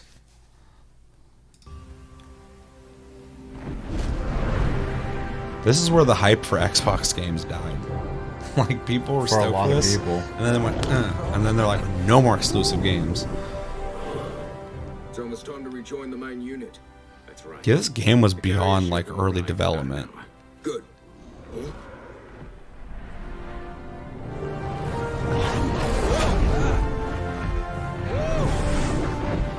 It sucks too because like Microsoft owns the IP technically, so like it'd be tricky for someone to buy it back from them. You're up, big guy. Fuck the IP. I want the game. I don't need to be called Scalebound. Yeah. I'd get off if you'd ask me to. It just obviously had a budget. I've never seen a creature like that before. Don't panic. Team, unite up. I bought an Xbox for the shit and they canceled it. That's rough. I had my Xbox. Same. Like, I was waiting for games like this.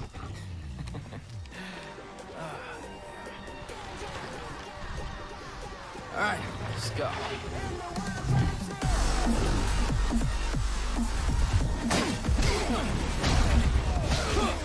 It's supposed to be multiplayer. 4-player, customizable dragons and stuff. I don't know who went like, nah, people aren't gonna play that. This looks dope. I would play this now.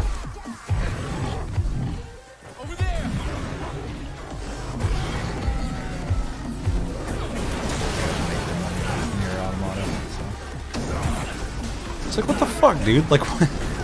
It's so confusing. Who made this decision? Microsoft has done put money into it. And now they just dump money into fucking shit that they don't make money back on.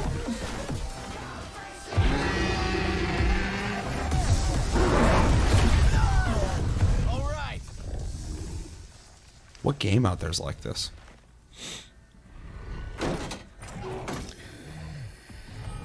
Let's head that way. The part that drives me nuts about it too is like you said, this is pretty developed. So He's literally fully in combat, like a third-person action game, with a dragon that's fully animated, running around attacking shit, with bosses that are fully animated, flying out in a zone that is predetermined, has a name and shit. This is pretty far into development. I'm not seeing a whole lot of jank here outside of that's an older game. It looks like a dope-ass like JRPG.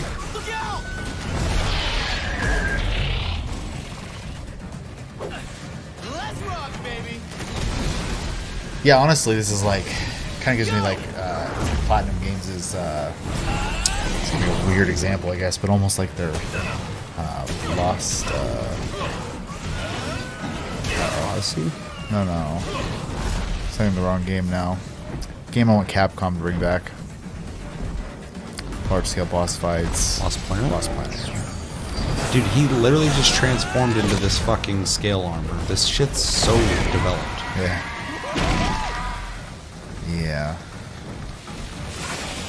It's so bizarre. Let's mess him up. Like, somewhere out there's like a playable version of this.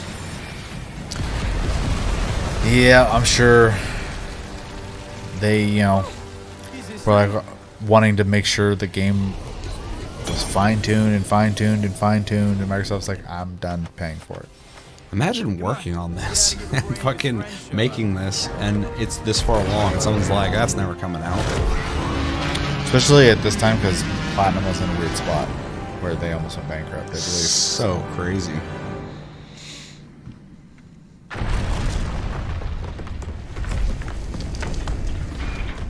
Holy shit.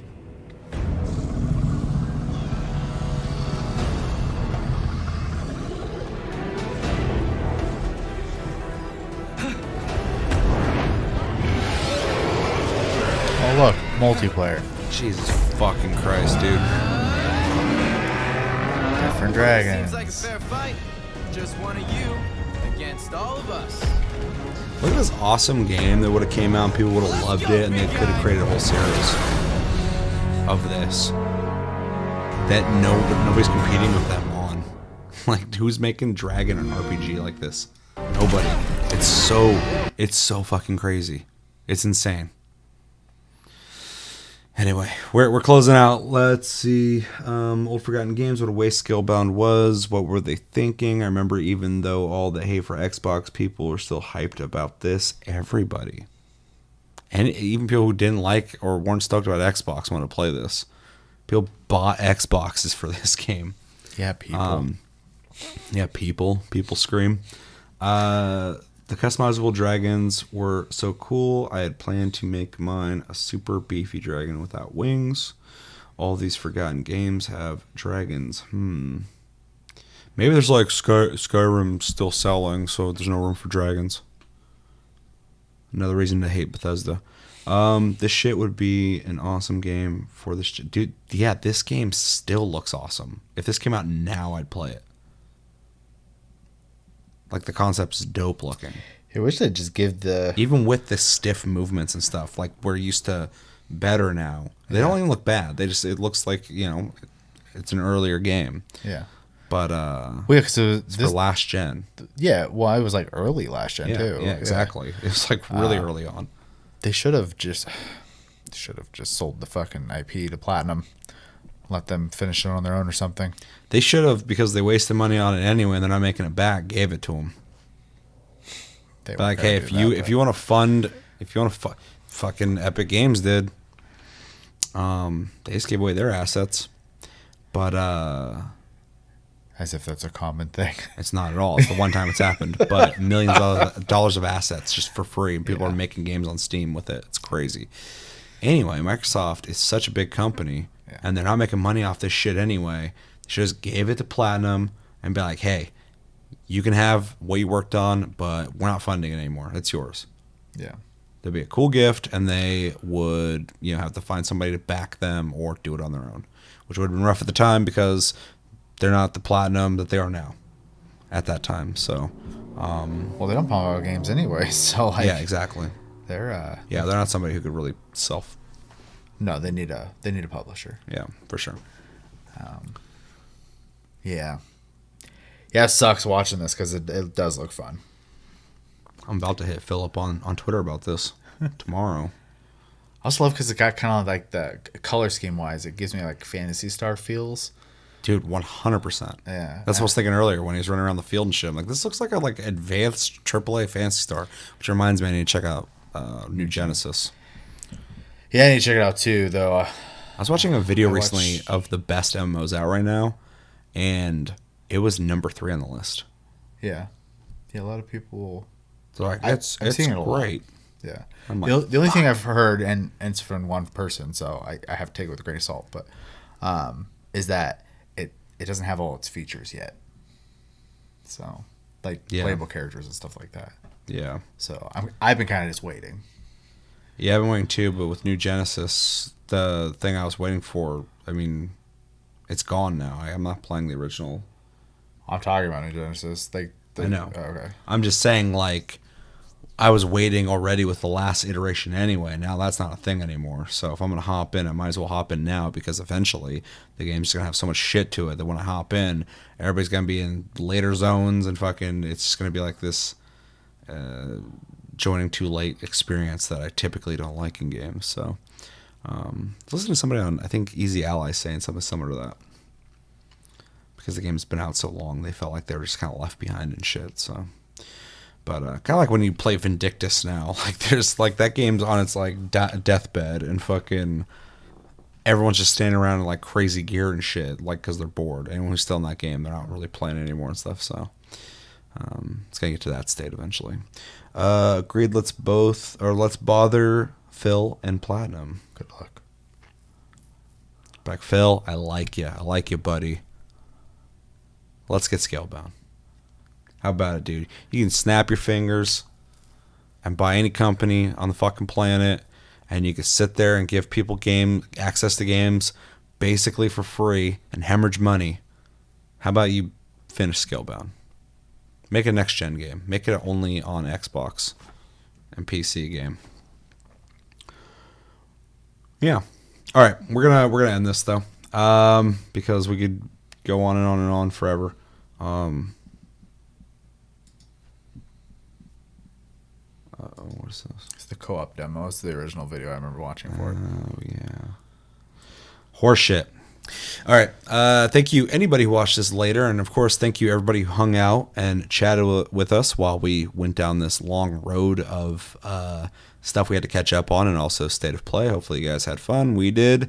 And, yeah, stay tuned. We have Taste the Cast coming up. I'm not exactly sure what we're going to cover there because we just covered a lot of shit. So, but we are definitely going to be talking about game releases. I know that for sure. But yeah, stay tuned this weekend. Find out. But until then, I've been Seth. This is Chevy. And we will